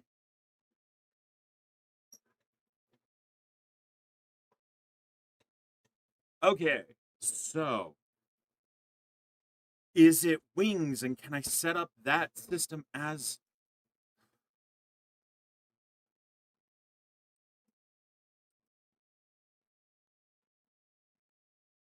Okay, so nope, not that area. Let's go over to nodes. We're gonna do a new node. Let's see if I can just do this.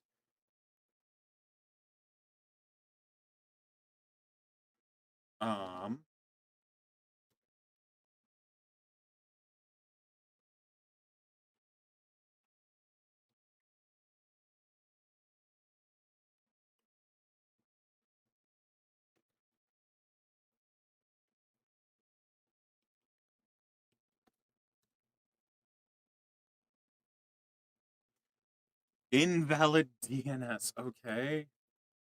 Why is it relying on domain names?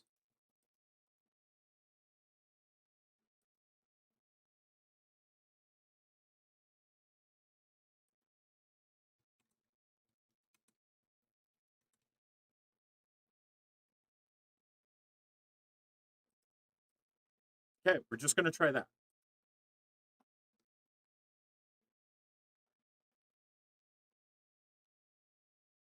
Let's just see how this works. I'm just gonna go with default. Everything.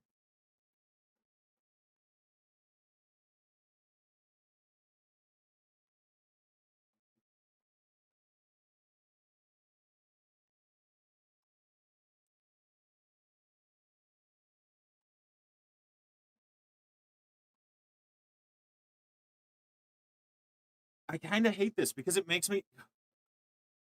Why?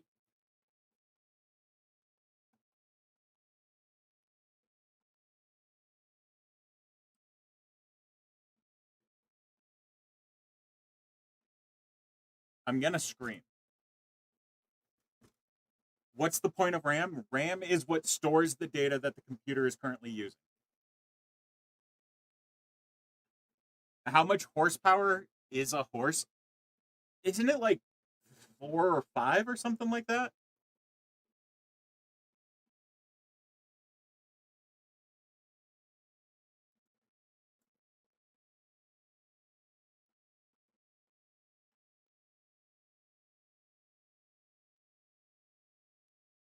No, it's like 12 to 15. Yeah, okay, so the reason it is 1 horsepower is a full workday is 1 horse. Is Proton VPN actually bad, or is it just overhated? I don't think it's useful. I think people are using it for things they don't need to use it for.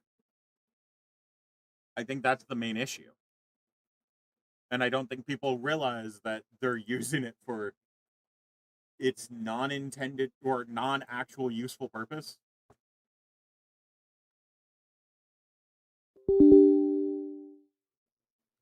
People constantly think, oh, I need a VPN because everyone's constantly watching me. And it's like, even if you have a VPN, they're still constantly watching you. Like, VPN is not the solution to what you're trying to fix.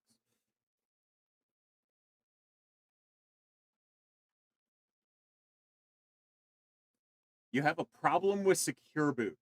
You already reset your keys and it didn't help. What can you do? What is the thing you're trying to do?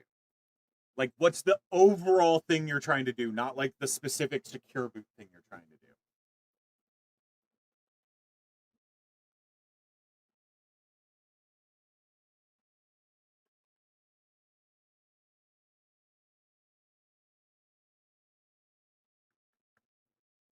What graphics card would I highly recommend for low budget buyers? Look at the AMD 5000 series. Like the 5500, fairly good card, fairly low budget. Like usually things like that are under $300 right now. How do you start coding? You pick a language to learn and you start testing out how things work with it. I usually recommend Python to start with.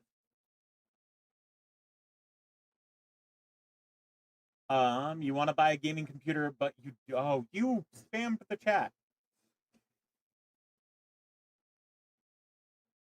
What's my best PC specs? Lower than most people expect.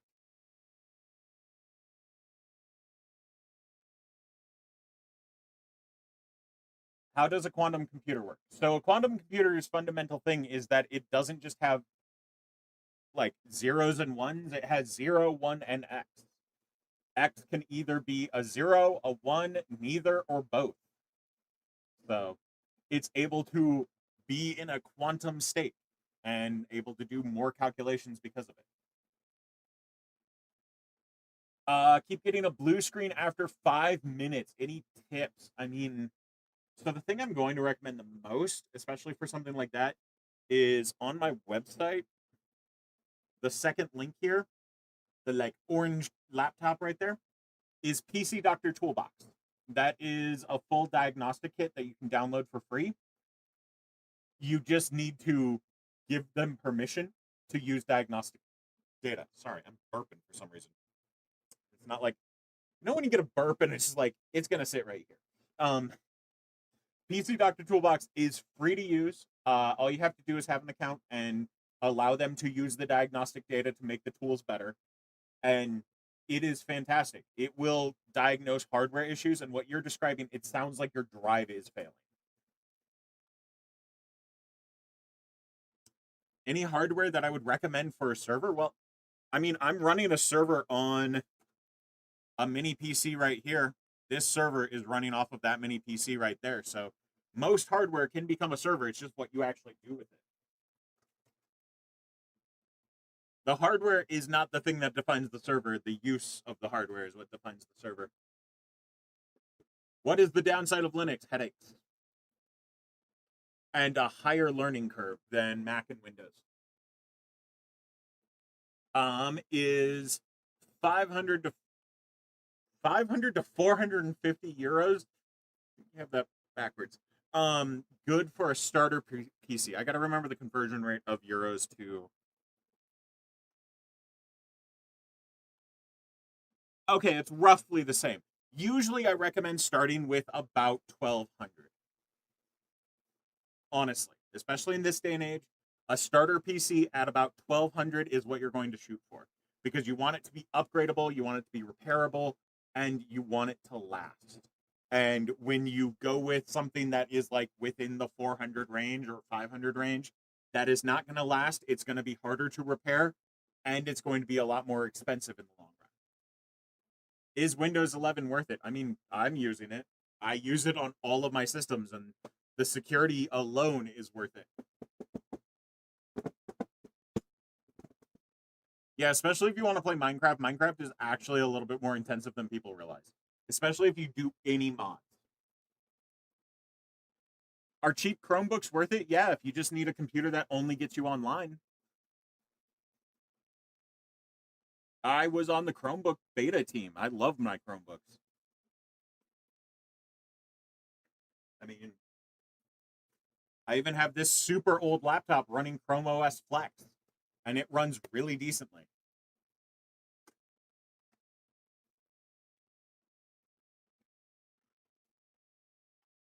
Is that a good path choice or nah? I don't see the rest of your comments, so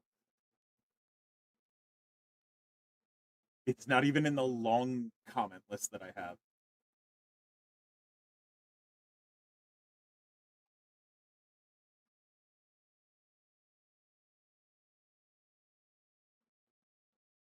Can I give advice on fixing a cassette player that chewed the tape after 5 seconds? You're probably going to want to open it up and see how the elastic bands are doing, because it's likely that the elastic bands are completely destroyed. And so, if like one of them is destroyed, it can chew up a tape really easily. I have fixed a few different cassette players for people, and most of the time it's the elastic bands that are the issue. PlayStation or Xbox? Xbox every day of the week. I love my Xbox Series S. I like my PS4, but I prefer my Xbox Series S. And I even preferred my Xbox One. It's just I wish Xbox had a better naming scheme. I kind of understand why they have the naming scheme they have, but it sucks.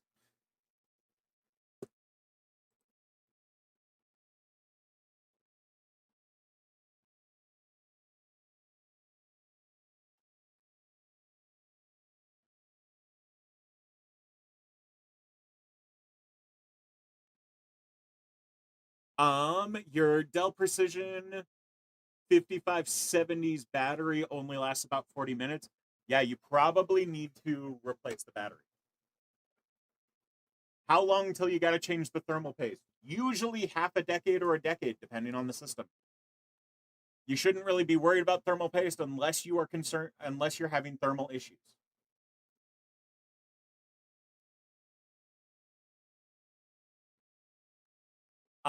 Can I give you advice on how to code your own kernel OS from scratch? There are multiple different Linux distributions that are designed to be ones you code from scratch, and they give full documentation and tutorials on how to do it online. If you just look up like self-coded Linux, usually you'll find a few different options that you can go through. I recommend looking through the different options and seeing which ones have documentation that like you easily can get through, because everyone's brain is different, and so some documentation will be very easy for you, some will be very annoying.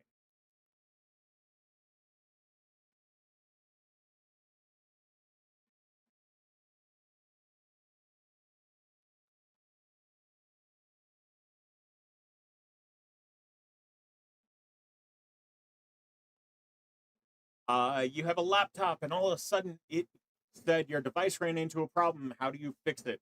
Well, there's usually more information than just it saying that the device ran into an issue. Usually on that screen, it will tell you more info. Like on the bottom left hand corner, it'll say like the reason and like what to look for in the log. So you need that info if you're going to fix it. And if it only happens once, usually it's not something you have to worry about unless it's something that repeatedly happens. Because sometimes an operating system can get a hiccup that causes it to crash, but it fixes the hiccup in the process.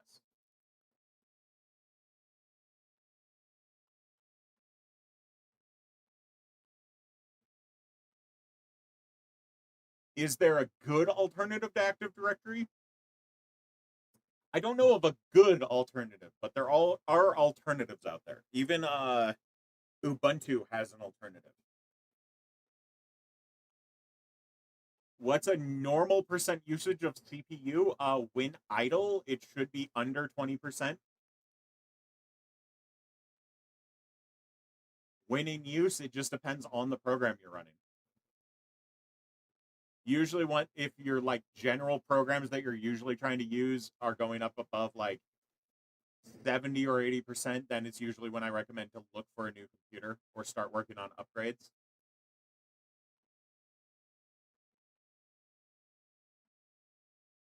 What's my thoughts on Slate? Slate what? Like Slate the car? Or Slate there was a tablet named Slate? A few different things that go by the name Slate.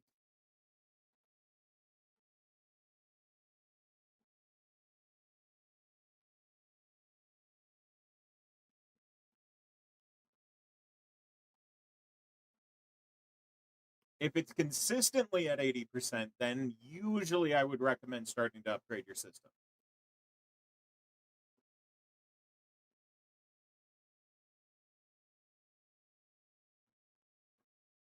Oh, the Slate truck? I really like the Slate truck. I think that is a good, like, I mean, it's also affordable from what I remember. Isn't it like decently priced compared to like other cars? At least I hope it's still decently priced. I remember that they were trying to do it for a really decent price. I know the subsidies got canceled, but even without the subsidies, but it's still decent. Yeah, yeah, 2,500 or 25,000, not bad for what it is. Especially here in the U.S., like our market sucks for cars.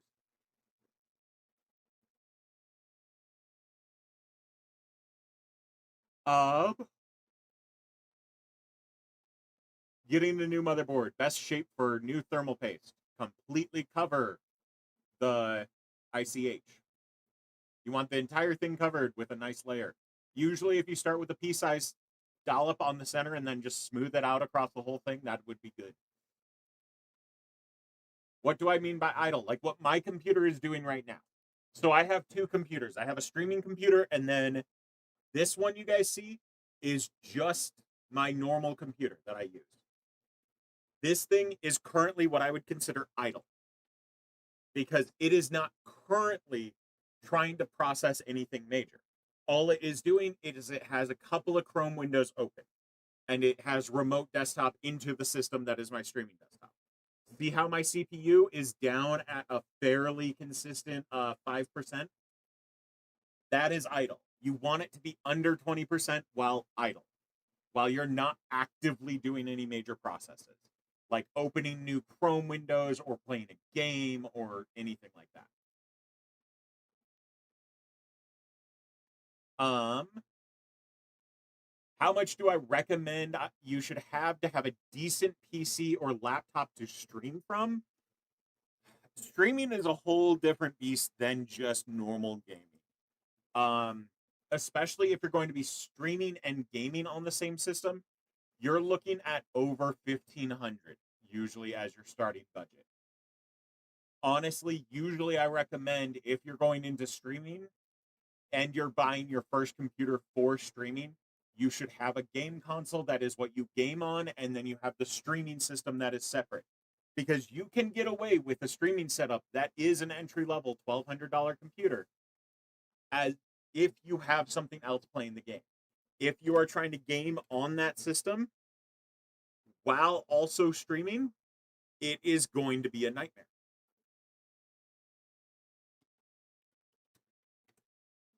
Like for my setup, I have two systems. I have my main computer and I have my streaming computer over there. That means on this system, I can game and things like that without having to worry.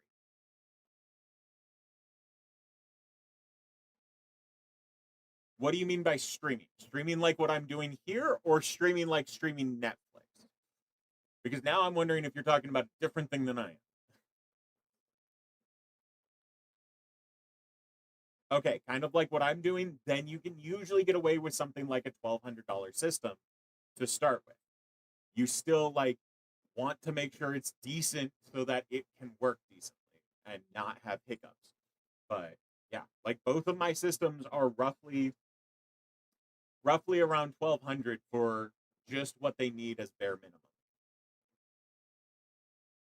Are there trustworthy websites to buy a pre-built PC from for people who have relatively small budgets? If you have a small budget, that's harder because most people who have a small budget, and when I ask them what their budget is, they're looking at under $500.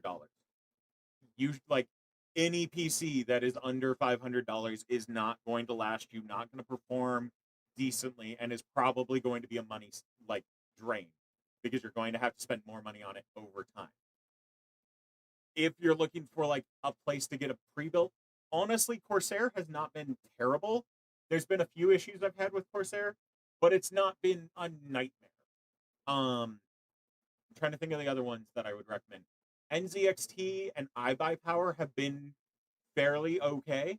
iBuyPower has been fixing its issues and working with creators like Salem Techsperts to fix their issues.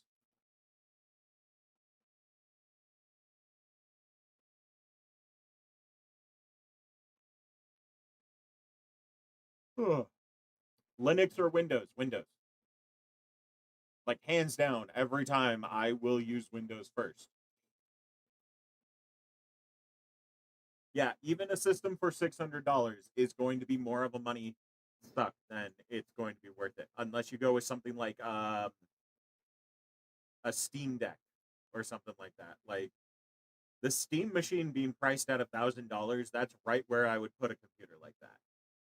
And like that's usually a good one to point to of you want entry level PC, look for something around the price range of the Steam machine.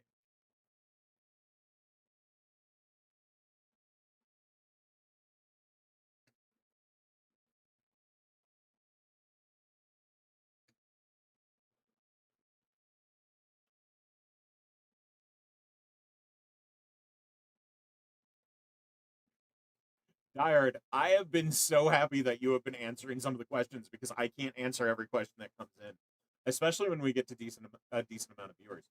By the way, if you guys are just hanging out in the chat, do me a favor and tap on that screen a whole bunch because I would love to see that like number get up to 5,000. We're only at 814 right now. I feel like you guys can get that up to 5,000 because I want to be able to answer more people's questions. And so the more likes it has, the more people see and the more questions I can answer.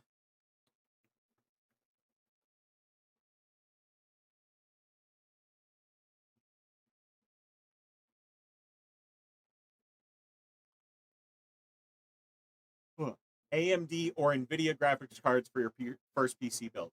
I recommend AMD, but also at the same time, it should be based off of what CPU you have. If you already have an AMD CPU, definitely AMD.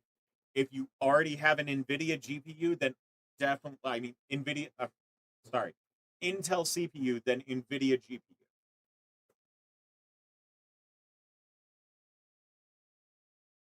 Is there news about Trump? I haven't heard anything.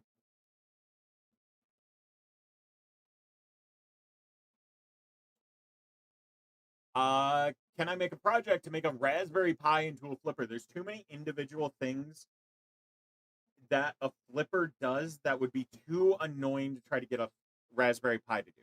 You would be drastically like going through and finding different like boards to add to the Raspberry Pi to do that.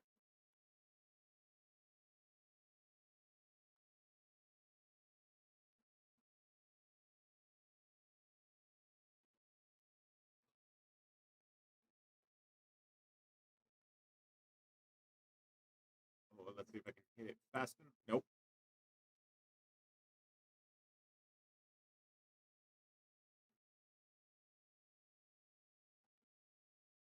Someone asked if Intel is better for editing work. I think that's what they asked. I've always had better luck with AMD. Nvidia usually has better codecs for like streaming and things like that. It's one of the reasons I have a 1080 in my system over there.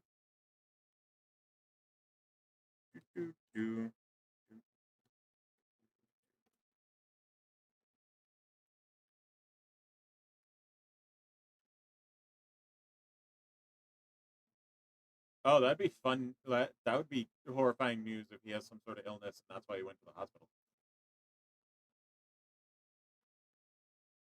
Especially after Lindsey Graham. That makes me more suspicious of what happened with Lindsey Graham then.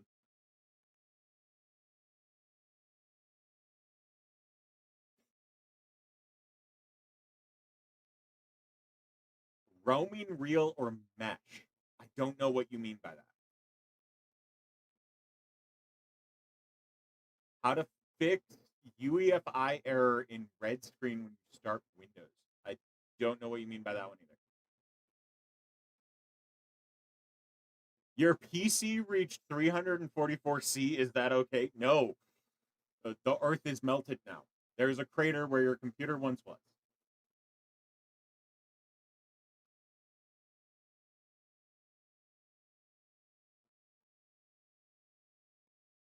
What's my experience with Meshtastic? I don't have a ton. I need to. That's one of the ones that I need to actually set up. Wi-Fi. What is Wi-Fi roaming or mesh? I'm not the biggest fan of mesh. I'm more of a fan of actually wiring up access points than using a mesh setup. But mesh can actually help you if you have an area like a space that you can't run cable and you need to cover more area, mesh can work, but there are some limitations and downsides of mesh. How to lower the temp on the GPU when playing games. Change your fan layout inside of your case so that it is actually blowing air over the GPU better. And also, if you have a CPU cooler that is an air cooler, I recommend putting a water cooler in like an AIO, because an air cooler next to a GPU will radiate heat onto that GPU.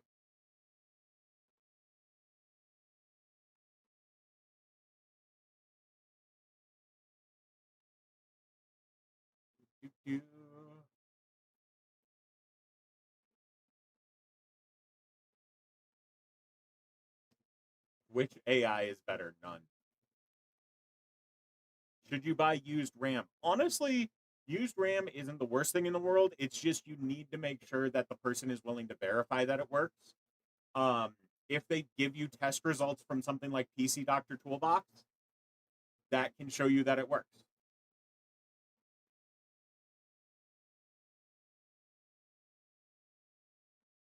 Do I know about cybersecurity? Yes, I used to work cybersecurity. You're starting a college course this September. Nice. Is it one of the nice college courses that by the end of it you also get some certifications? Because those are fantastic. Headset stops working. Could it be the PSU? I don't see how it would be the PSU causing the headset to stop working. Because usually if there is um like usually the PSU wouldn't be causing that. It could be a bad USB port.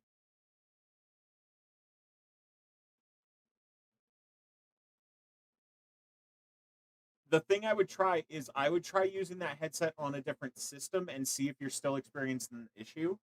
Because like if it was USB ports overvolting, you would usually see more issues with other components as well, like keyboards and mice.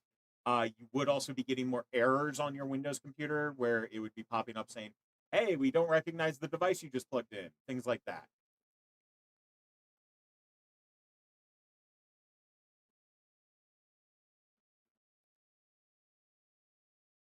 Do I have a preferred Windows terminal? Not really.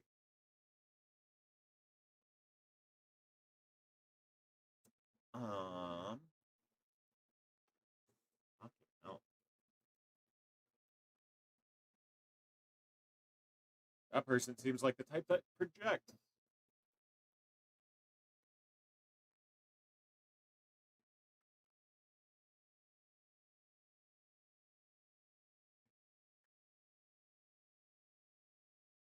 Trying to think of what other issues it would be that would be causing.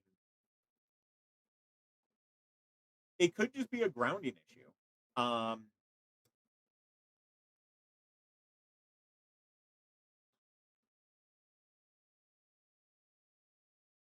if it's a desktop that the audio is crackling on your headset, you may want to have a look on your power outlet to make sure it's properly grounded because it could be a weird grounding issue.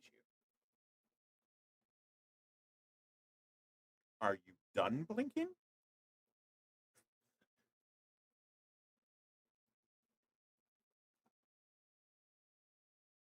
You need to keep this computer logged in so it stops doing that.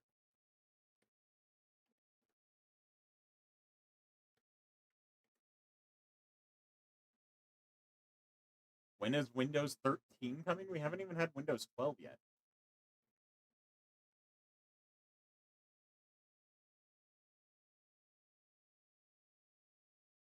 Why can't I connect my Ethernet to my PC?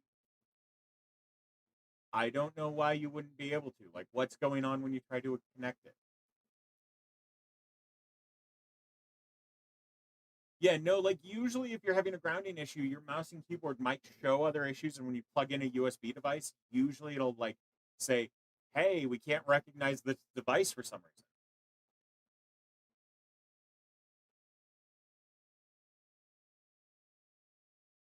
It says unidentified something. That would be unidentified network. And usually you like if you keep it plugged in for a little bit, it'll identify the network.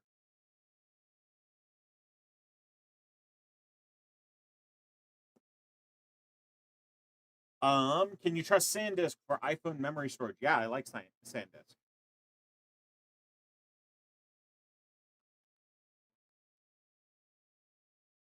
What's better, 3200 megahertz DDR5 or 4000 megahertz DDR4? The faster speed in DDR5 if they're both the same amount of gigabytes of RAM. Yeah, I would recommend checking for a grounding issue. Like what you're going to need to do is get one of those plug things that tests like your power outlet and see if that tells you what's going on with your power outlet, because it makes me think of a grounding issue. That's usually what causes like crackling on like a headset or stuff like that.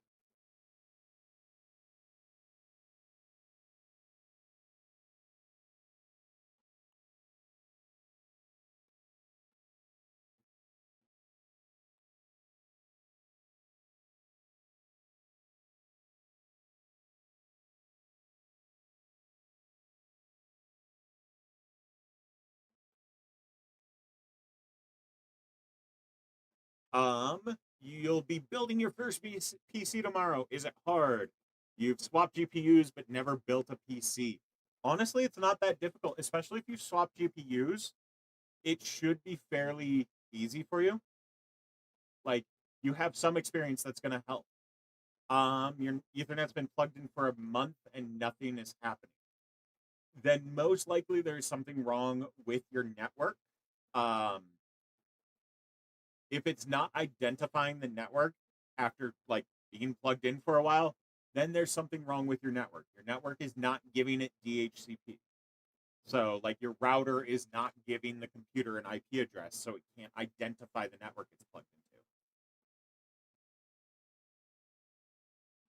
into. You're looking to buy a $3,000 PC. Should you wait or buy now?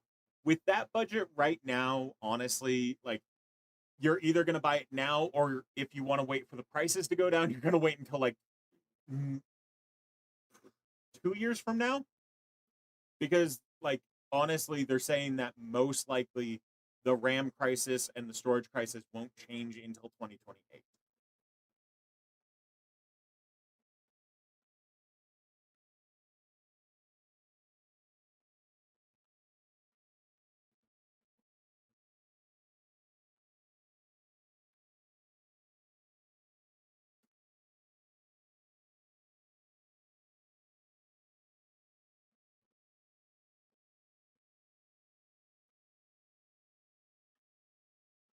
I already tried fixing that. I fixed it, changed the DHCP or what. Where did you change the DHCP setting on your computer?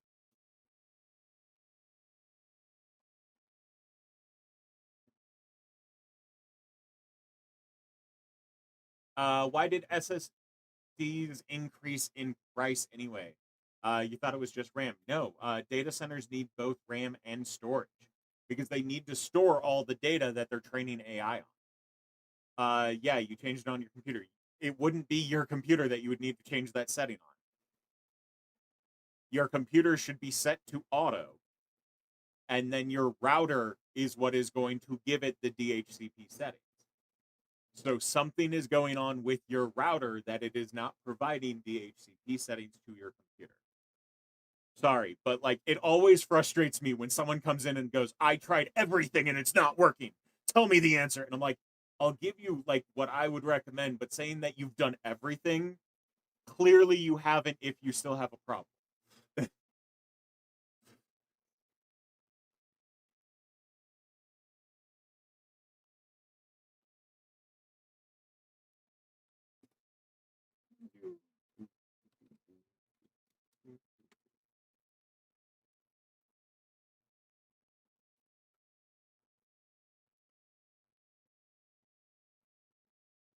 Put the DHCP server on.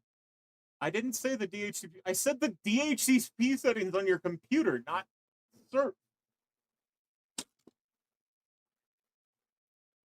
Oh.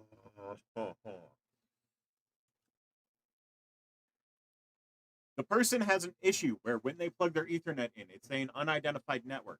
They said,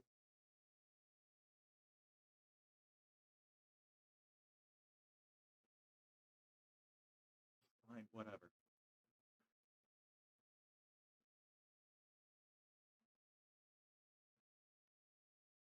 TP-Link or Ubiquiti for home network hardware? My first choice is always Alta Labs and then TP-Link next. Yeah, I know the DHCP server would be on the router, but the person was talking about the settings they set on their computer, and I was saying that those settings should be set to auto. I like TP-Link, but TP-Link kind of ghosted me when they said they were going to work with me. And so I have harsh feelings for TP-Link currently. Like, they sent me one of the things that they wanted me to do a video on, but they said they were also going to send me stuff for Home Lab stuff. And I'm just like, oh, that'll be fantastic. They only sent me the original devices and never the Home Lab equipment. And then like ghosted me, and then like a year later they're like, oh, sorry, we ghosted you. Yeah, we're gonna send out the stuff for the Home Lab stuff. And then ghosted me again. I'm just like, okay.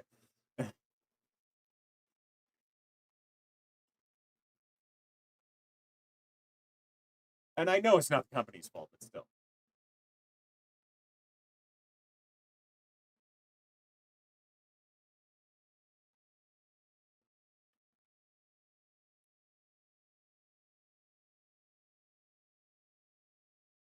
Dude, I'm just gonna mute you for like a minute because you're trying to make like commentary on something and it's not relating to the literal thing I said. And so all you're doing is being frustrating.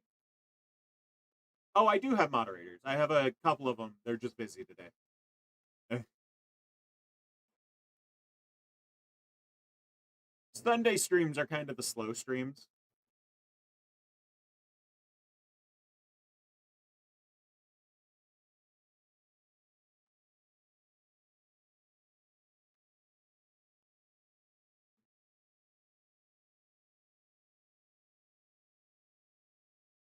I'm guessing he knows how to check the IPv4 properties of his NIC, considering what he said and said he changed the DHCP settings. And he also mentioned device manager, so I'm guessing he got to those settings, but I don't think he knows how or what those settings do. Like, I think he just read online something about those settings and so tried it, or probably saw a TikTok video about it.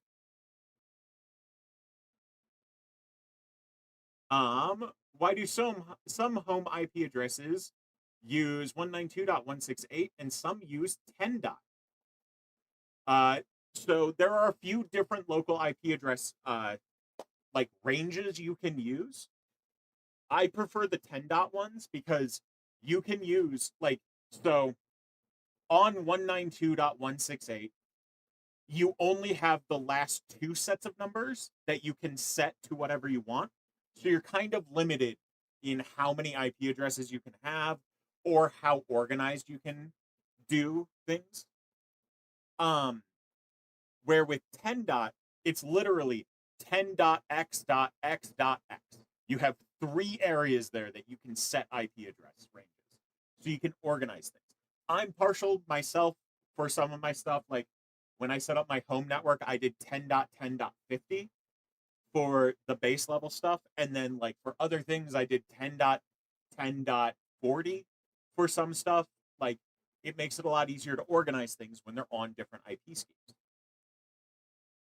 Why not IP check in command? Because the person who was talking had such basic knowledge of their setup that I was starting with the most basic things that they should do and working up from there.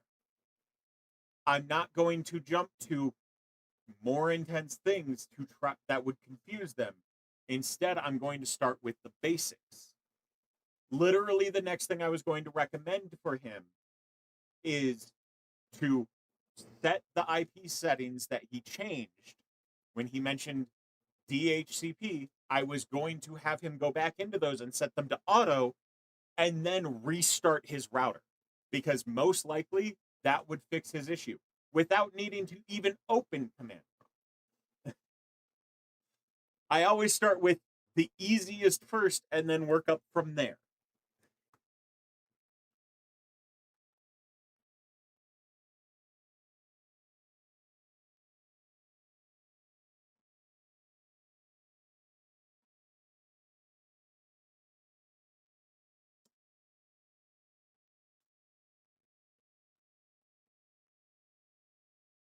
Okay, if you're just going to be in my comments telling me how I should do it differently, feel free to start your own channel and do it differently. Good Lord.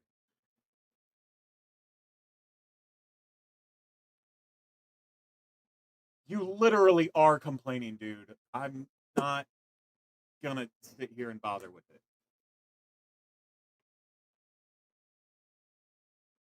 Yeah, it sounds like something wrong is going wrong with the router.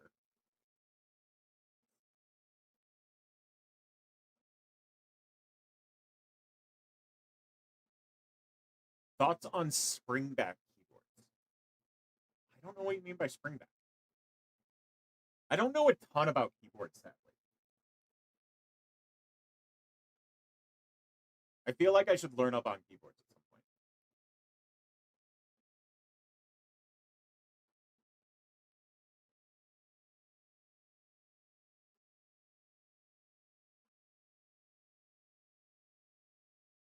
You did a thing. What thing did you do? Now I'm concerned.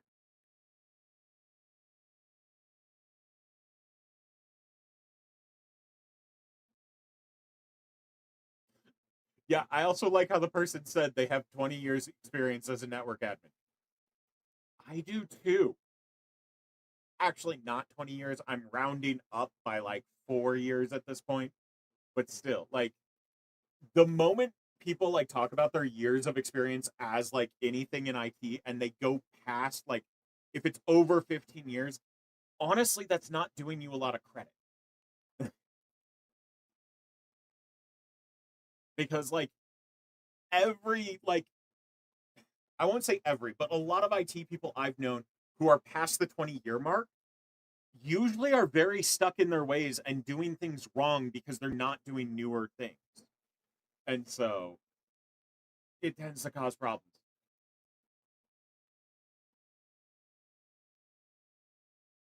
Or they do the classic thing of, well, I would have done it this way. You're doing it wrong if you don't do it this way. Exhibit A was in the chat. Let's see.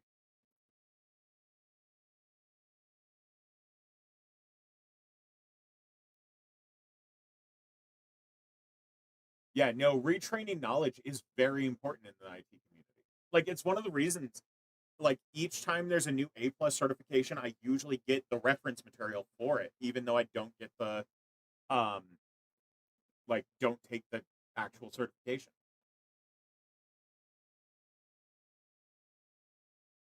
First job in the IT field. The one that I recommend people having as their first job is cable runner.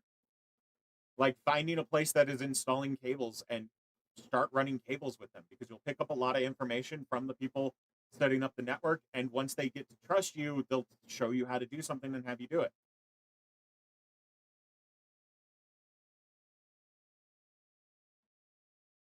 And now the person is in my chat trying to say how smart they are.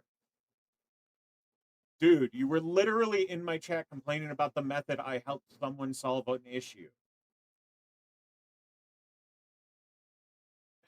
I don't know, like, nothing I say will make you happy. You're just going to be there going, well, I would have done it this way. And it's annoying. And I called it out. And then you're just like, well, no, I wasn't doing that. No, no, no, no. You're mistaken. I wasn't doing that. Even though your chat was still on the screen. Like, I don't care. You're just being annoying. Do you need to pay for a Windows key for a gaming computer? If you build the computer yourself, you should. I always recommend buying the license key. And the way I recommend buying it, the easiest way for a lot of people and to prevent headaches is buying it through the Microsoft Store. Like, because then it's instantly linked to your account. Um, like if you plug it in and activate a computer, even if you bought it from someplace else in the Microsoft Store, it's still supposed to link to your account, but it doesn't always. And now you're deciding to mock me. Okay. You're literally showing the exact reason I don't like older techs who talk about how people should be doing it the way they do it. You're proving my exact point. Now you're muted for 5 minutes. Fuck off.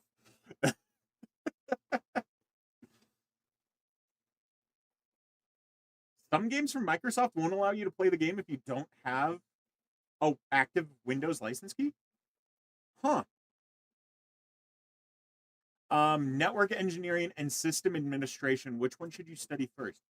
I went from system administration to network engineering, and it was a fairly solid path. Like, because in system administration, you'll run into some networking stuff.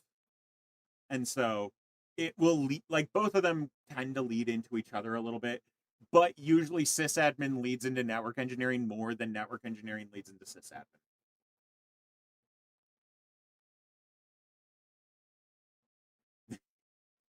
Oh yeah, no, like there are plenty of techs who don't get stuck in their ways and like they like keep learning and keep progressing and like learn from younger techs because like as long as you have the outlook of I don't know everything, I'm going to constantly learn. Yeah. Um, so to re-answer your question about if you should go network engineering or system administration, I recommend system admin first because a lot of stuff in system admin will lead you easily into network admin, where network admin will not usually lead you into system admin.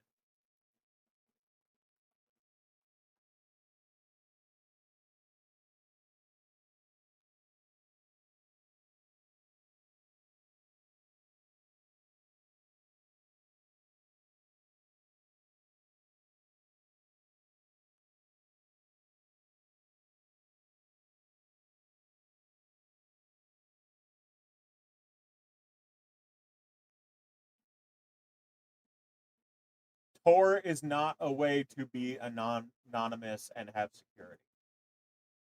I do not recommend people use Tor. A lot of people keep like recommending to use Tor for anonymity. You guys do realize who created Tor and why it exists, right? It literally was a tool for the CIA to communicate, so they monitor Tor constantly. Any learning ethical hacking sites or YouTubers? Hack5 is always the go-to. Hack5 is phenomenal. HAK5. Do I have it on any of my computers here? I don't know if I have any Hack5 stickers on my stuff.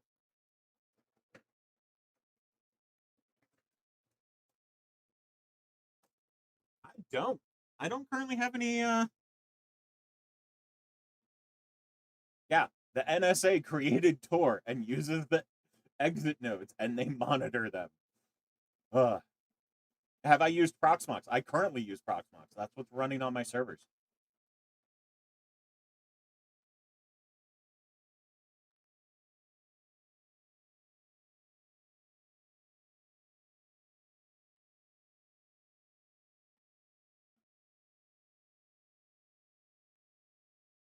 Is it true that BIOS chips have back doors, and how would you close it?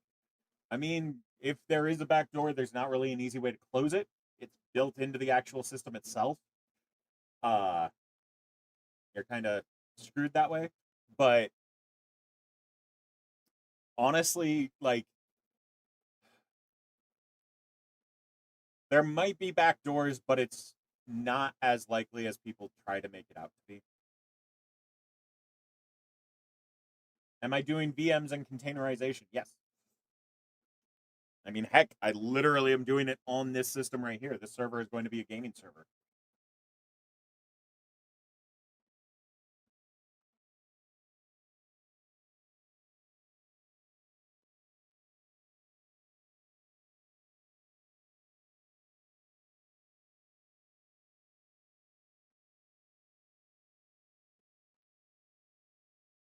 What do I recommend to get decent anonymity?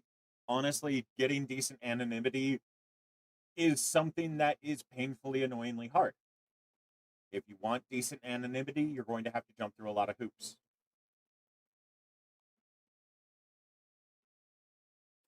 Can I tell if your specs are good? If they work for you, they're good. I'm not going to like break down what specs like are good in what cases because I do that for clients and I charge them money.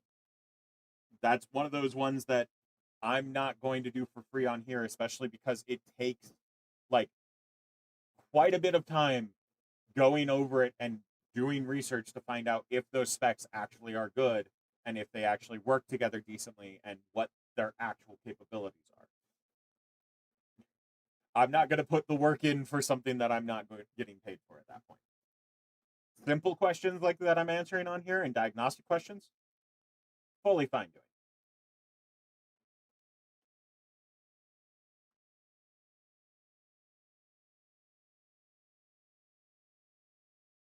The sensor under your mouse has been weird. What do you mean by weird? I like how I literally just said that I don't do breakdowns of like specs for computers and like tell them how good they are. And someone has now spammed asking about specs of their computer and if it's good.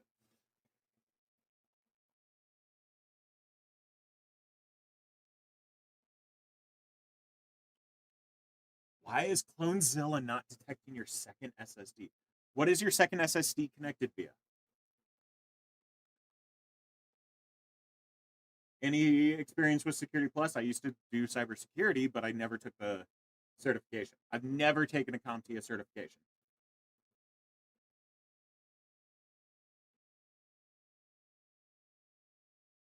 Um,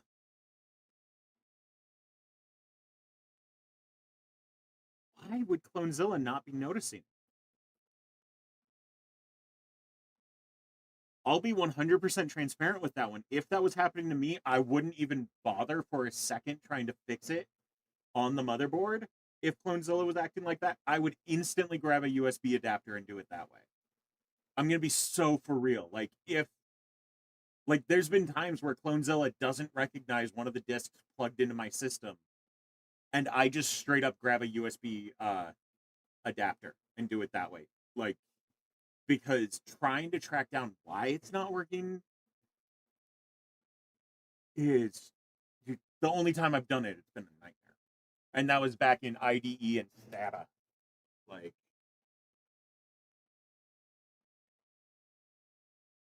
what's the advantages of Windows 11 Pro over Windows 11 Home or Windows 10? Because Windows 11 over Windows 10 actually has performance boosts and compared to Windows 10 because Windows 10 has a lot of slop in it at this point, and it has also gotten rid of some of the slop for the back end stuff of Windows. Compared to Home, you do not have the RAM limitation that Home has. You also don't have some other hardware limitations. I'm trying to remember the different hardware limitations that Windows 11 Home has. I haven't recommended Home in a very long time, so I don't tend to bother even looking at it. I always recommend going with Pro because, like, you'll have more longevity with that thing and you have less headaches.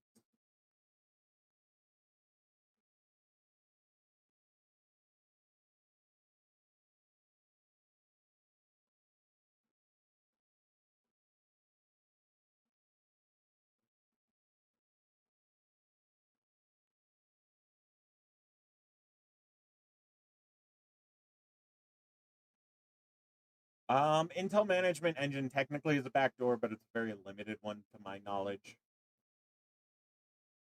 and it's fairly inaccessible. But yeah,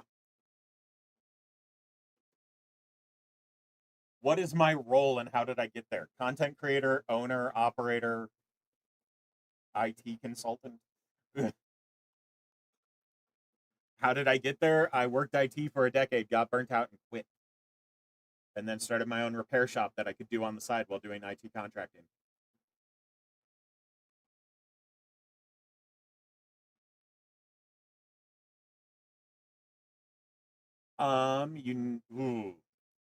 You need to pull a fiber cable in a wall. How do you do it without breaking the fiber or connector? Brace it. Brace it with another cable. Or worst case scenario, brace it with fish tape. Like,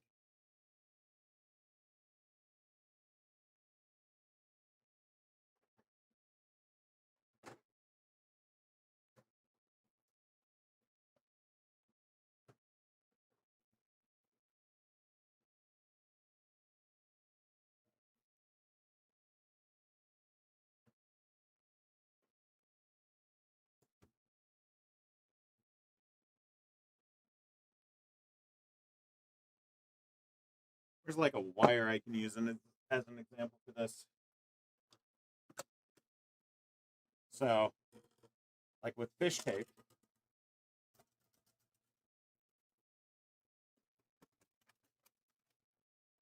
you're going to use this USB cable to represent your fiber cable.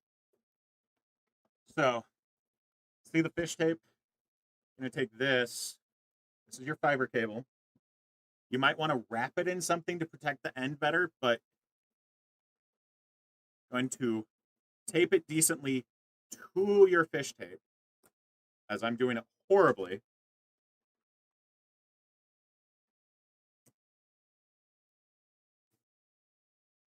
There's probably someone who does cabling work who just saw me rip the electrical tape with my teeth and went, okay, yeah, they do cable work. So what you're going to do, because you're trying to brace the cable, and depending on how much area you have to work with, this might be very annoying or very easy. So you don't want the leading end of what you're feeding to be the like cable in any way. But you're going to wrap it up very nicely. See how there is excess on the end here so that it is leading into the fish tape. So this is not taking the brunt of anything that hits it. It's rolling up and off. I might even extend that all the way out to the tip so that it is a nice, like, linear edge going out that way. But you want it back from the tip because you want the tip to be the first thing that's going through. Then, as you're feeding it, you are feeding the fish tape, not the actual cable. And every so often, you are going to take your electrical tape and you're going to wrap around the cable and the fish tape again to give it more of that structure so they're both going the same place. You're going to want to give it a little bit of slack as you do that so that as it's going, it's not going to go like around a corner and get broken by the fish tape or whatever you're using to brace it. That is how usually you're going to run a delicate cable through an area using something like a fish tape or another cable if you have one. If you have fish poles, those will work way better because there's less flex that they can give and they can be an actual hard point for the cable to run on. Yeah. How does a motherboard know how many gigabytes your RAM is? Because the RAM tells it. So on the RAM, there is actually a little bit of software that's running called firmware. On that firmware, it says what size that RAM is. I've been running cables like most of my career, so I know how to do things like that. Usually on a job site, that end would look a lot neater before I ran it, but for quick and dirty, I can show you and then explain. You want to make sure that it's a nice angle going in. Yeah, but your RAM literally tells your computer what size it is and what speed. It's the same thing with if you look at any of my videos about the scam drives. Those scam drives tell the hardware what size they claim to be.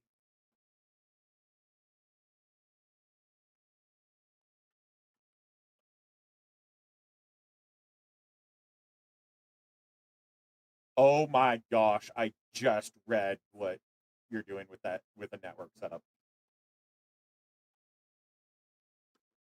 AMD or Intel. I prefer AMD. It's mostly a personal preference. Most of the time, like when it comes to AMD and Intel, it's mostly a personal preference. Like every so often, one of them will have an advantage with some piece of software or some way their hardware works that makes it a little bit better. But for the most part, it's mostly personal preference.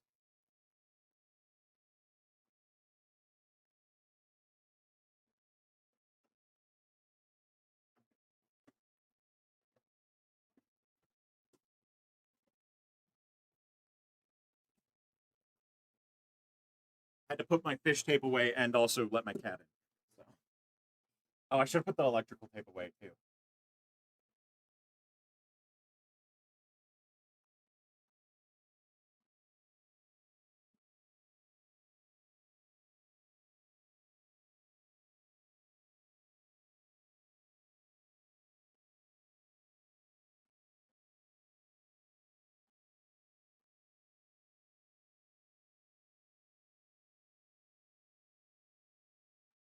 Your screen just went black and started flickering. Am I cooked? That usually indicates the video driver has crashed and is having some sort of issue. You may want to check to update your video driver and also check the temperature of your GPU. I let a fly into my house.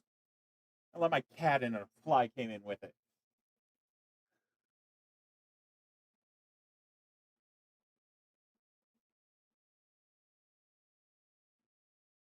You're getting your first pre-built PC soon. Do I have any tips? I recommend installing Malwarebytes, Bitdefender, and PC Doctor Toolbox. Because PC Doctor Toolbox will actually look at your hardware and double check that things are working properly and let you know if there are hardware issues that you might not recognize. Oh, I went with black this time because I had already done, like, I had done very colorful nails for last month. Now that it's July, I don't have the very colorful pride nails.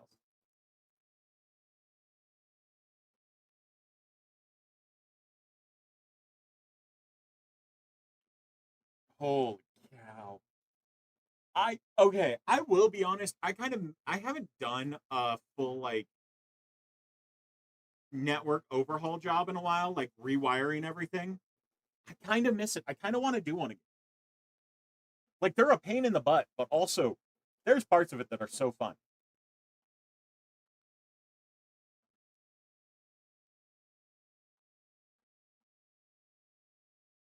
Is it possible to stay 100% anonymous? No. Do I use Linux? Yeah, but not that often.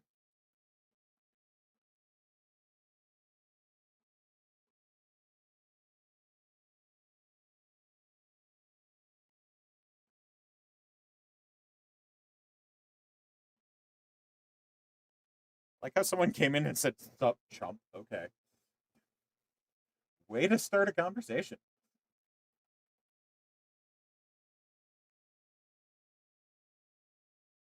Yeah, no, like straight up, like people who glaze Linux drive me nuts, honestly.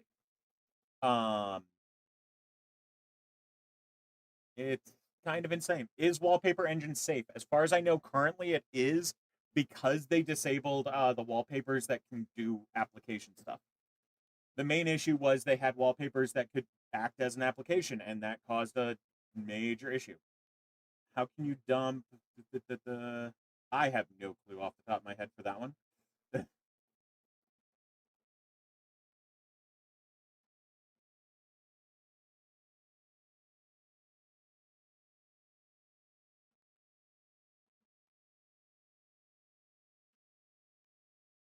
Yeah, what the other two people mentioned about Wallpaper Engine. Exactly.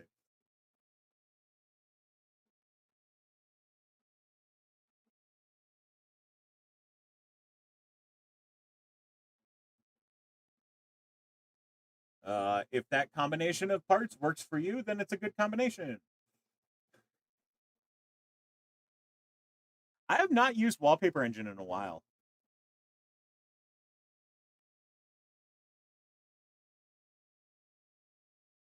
Is there a way to bypass a 24/8? What do you mean? Oh, to bypass like on a power supply? What? I need you to explain that question a little bit more. What are you trying to do? I read that as 24/8 pin as in like a pin to like log in.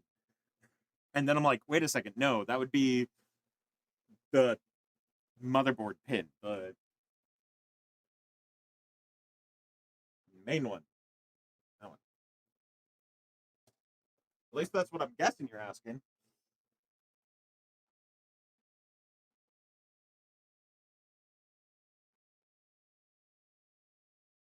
Alistar, I'm hoping you're joking.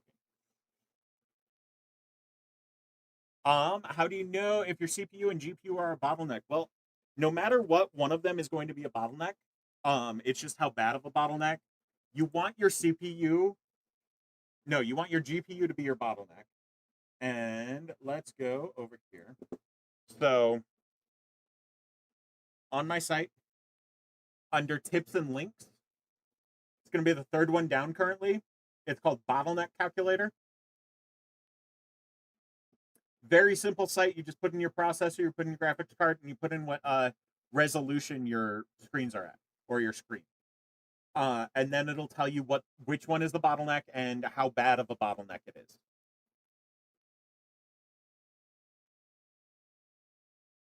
Oh, you have a 24 pin PSU and you need to plug it into an 8 pin. So you have like isn't 8 pin, is that a Dell motherboard or an HP motherboard? Because usually if you only have 8 pin, then that means you are using an OEM motherboard.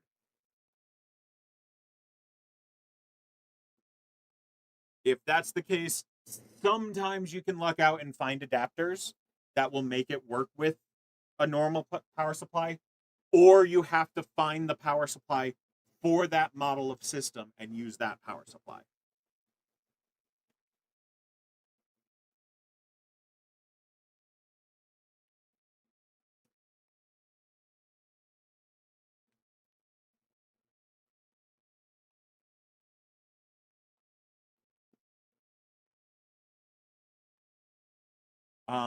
You're having intermittent issue where your PC is not outputting video until you clear CMOS.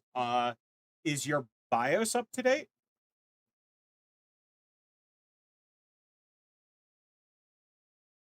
Yeah, since it's Dell, you might be able to find an adapter for it. Um, Sometimes you can find an adapter for the Dell ones on like eBay. HP is usually a little bit harder to find, but I would look online, see if you can find an adapter to go from the 24 pin, and you need to specify that it is the Optiplex 7080 when you do your search. Um, Usually, most of the time, you're going to find the adapter on like eBay, but that's going to be your best bet.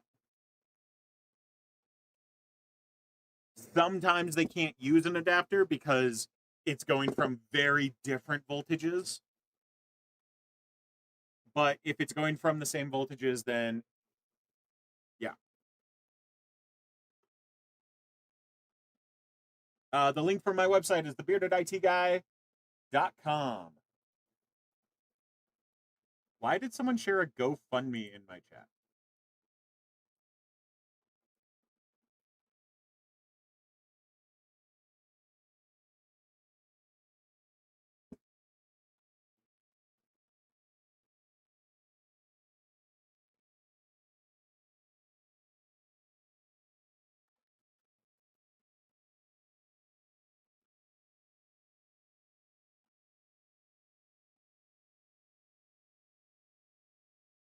Sorry, I'm just going to block you for that one.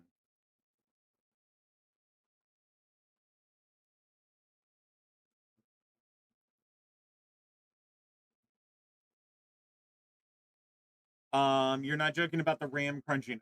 It could be two different things. It could be the RAM is broken or the motherboard is broken. More likely, the motherboard is broken.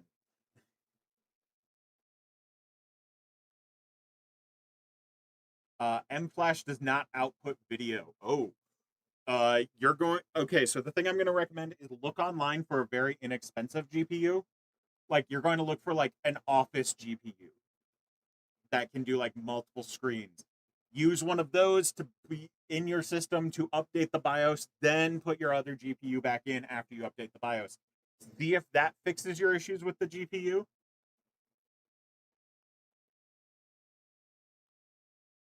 What?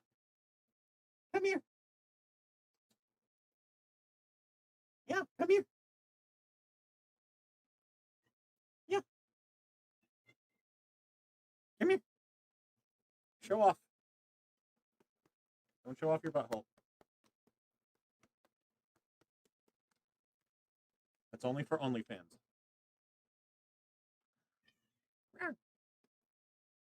You are covered in like dust and leaves. What did you get into? Bong. I know, but I'm petting you. You're moving around too much. Yeah.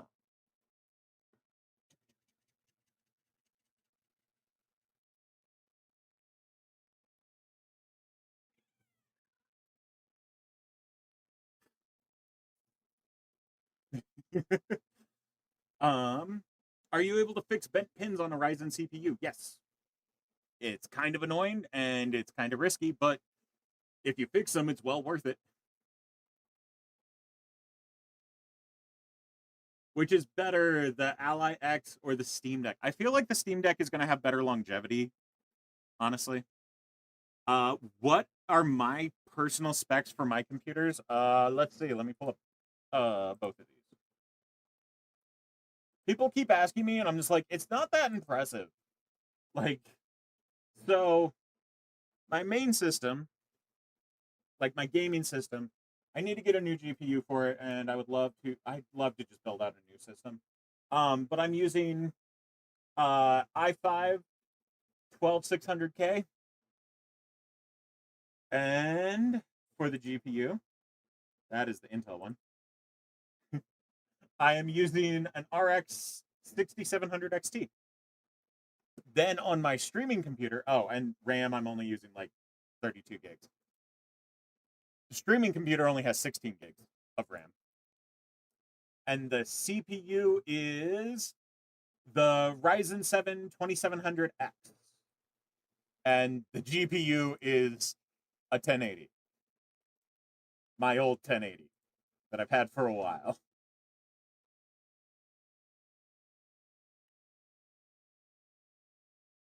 How easily does a PC break?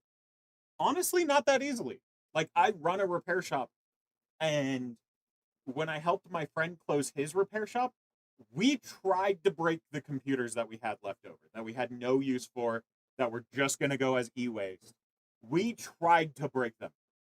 We took, so you know the old laptops that had the latch in the front? You had to move the switch over to unlatch it. Let's see if I have a screwdriver like we had.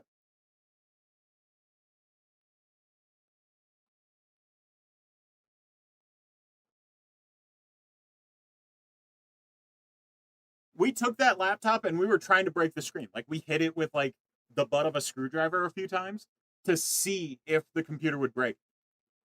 Then we took the screwdriver, which was this type of screwdriver, keyboard for scale. I put this on the keyboard on the laptop and I closed it. And it latched. We then opened it, turned it on, and the screen was fine. I don't know how people are breaking the screens on their laptops. And then eventually we did break it because we broke out a hammer and hit it with that. Yeah, the screen bent around it. Like, the only thing, like, in a screen, the main things that can break, like on older laptops, the backlight can break. But for the laptop, for the backlight to break, so like on this laptop here, for the backlight to break, the backlight is usually running across the top here. I have a computer in the shop that has a broken backlight. For that to break, you would have to be bending it this way, so the top like this, instead of it being bent this way. This way, there's not a lot that can break easily. Because, like, screens can kind of curve. They can kind of bend and flex and things like that, but not a whole ton. But it was able to do it around a screwdriver.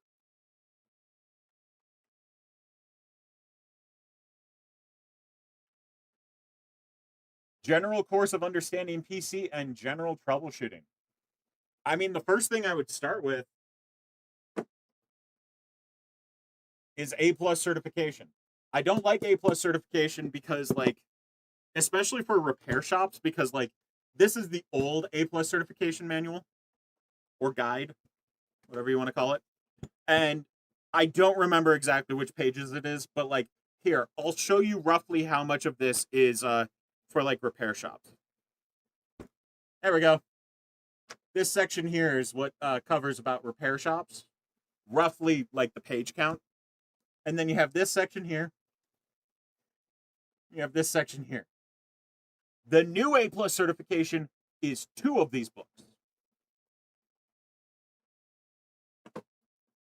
But, like, if you go through A+ certification, honestly, you'll learn a lot.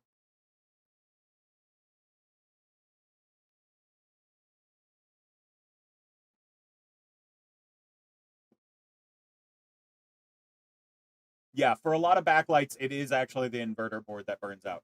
I was shocked that a customer brought in a computer with a bad backlight, specifically because he said the screen flexed and they heard a pop. And then the screen no longer worked. How long have I run my shop? About a decade. Roughly a decade. I think I might be at like 9 years right now. But yeah, I'm going to be closing my shop in about a month and a half. Because running a repair shop is not viable anymore. Like, I could, if the RAM and storage crises were ending next year, I could probably justify making it to then. But as things sit right now, I can't justify it. I do not make good money running my repair shop. There are multiple competitors to me in my area that have more press and publications about them, but usually people don't go to them more than once, where people usually come back to my repair shop. Like, I literally just had to tell one of my favorite customers that we're closing up shop. And he was not too happy about that news. What am I going to do next? This.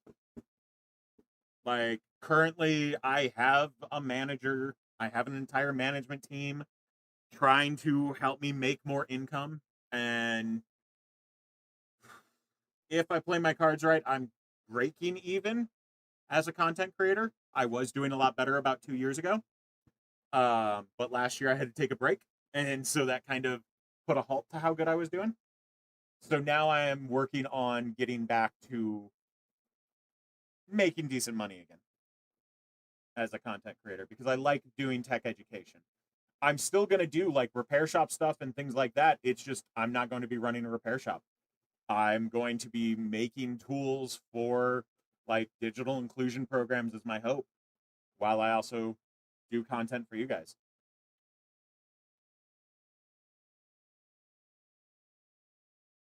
Have I thought about opening a DC server, like a domain controller server or a Discord server?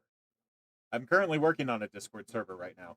I just have not had the time or energy to put a lot of work into it. And Discord servers are a lot of work. And so I haven't gotten it up and running yet. I used to run a Discord server, so like there's part of it that is a lot of trauma from running that Discord server.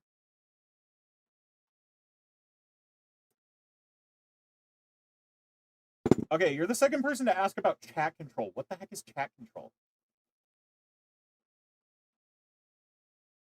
Did someone literally pull the joke, we can tell you were a Discord mod? I wasn't a Discord mod.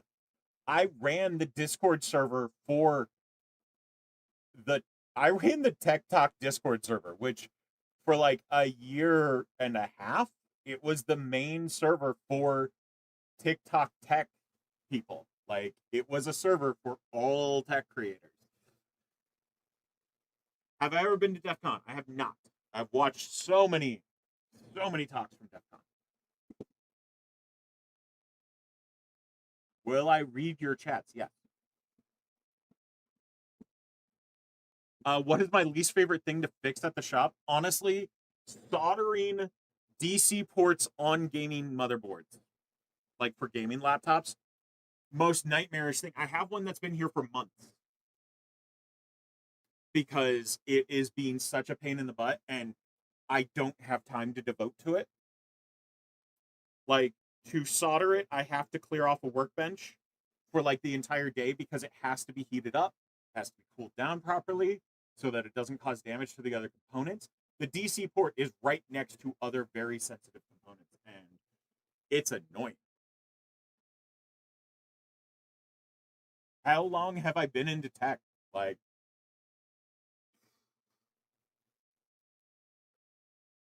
25 years?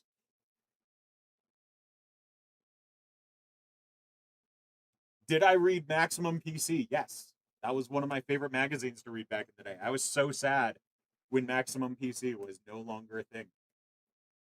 Like the physical copy anymore. They still have the online presence and I think you can like order physical copies, but it's not the same.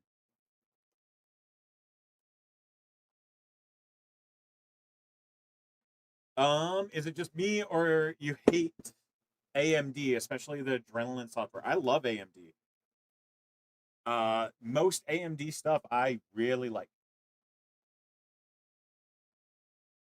Oh, chat control is a thing that the European Union passed. Okay. I had no clue.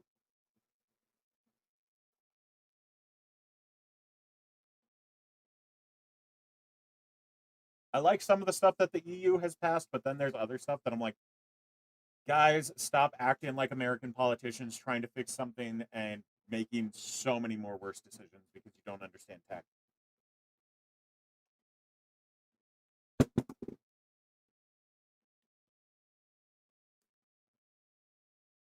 Do I only do hardware repairs? Yeah, because usually software repairs are too much of a pain because there's so many niche software issues. What CPU do I personally use? I use an i5 something something and then an AMD Ryzen 7 in my other system.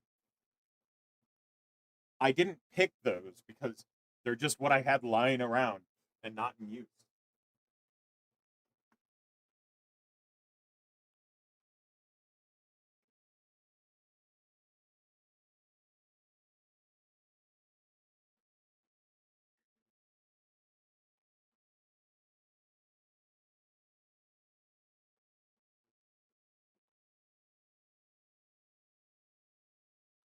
What's my opinion on people who have 5 monitors? Usually they have a use for each of those monitors. I have 3 monitors currently, and then usually a laptop. So I'm up to 4.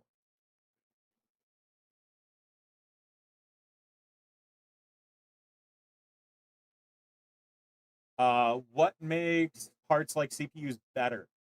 Usually the fact that they can shrink down the size of the components so that they take up less space so that they can be faster, or they can put more of them in the same amount of space.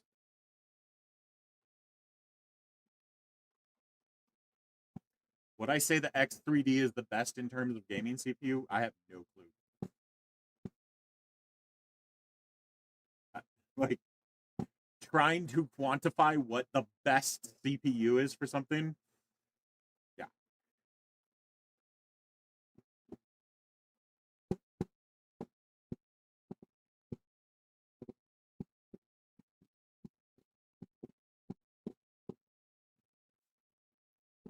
Oh, it's past my stop time, and my laptop is dying. Perfect. I'm actually going to head off for the night. I'm going to be back live on Tuesday. If you guys did not know, my live stream schedule is every Sunday, Tuesday, and Thursday, starting at 2 p.m. Pacific time. So, yeah, if you guys have more tech questions, feel free to ask me on Tuesday. Yeah. I am tired. I need to go eat some food and relax. And I also need to clean because my partner's coming for a visit this week. That's going to be fun. So thank you guys for joining me. Remember, go over to Twitch and YouTube. Follow me on those because those are the ones that get priority. And usually during the week on Tuesdays and Thursdays, they are actually packed with people asking questions. So they will get priority over TikTok. And if I have enough people asking on both those platforms, TikTok questions don't get answered. So yeah, if you guys want to help me out, go over to those. If you want to help me out even more than that, in free ways, because I know funds are tough for a lot of people, if you go over to my website, thebeardeditguy.com, you can find the links for all of my socials on there, including my Substack, which I'm working on a few articles for right now. I think I have 3 open. You can also find the link for PC Doctor Toolbox. PC Doctor Toolbox is one of the pieces of software I recommend everyone have installed on their computer.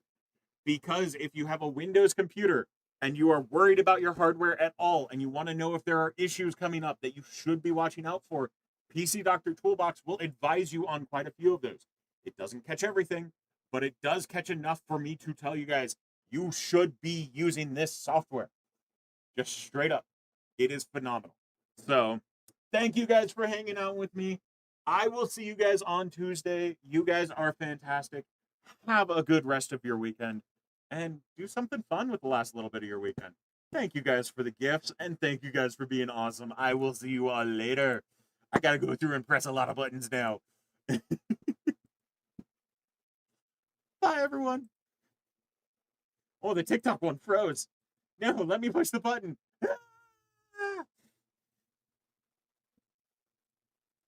Bye, everyone else. You guys are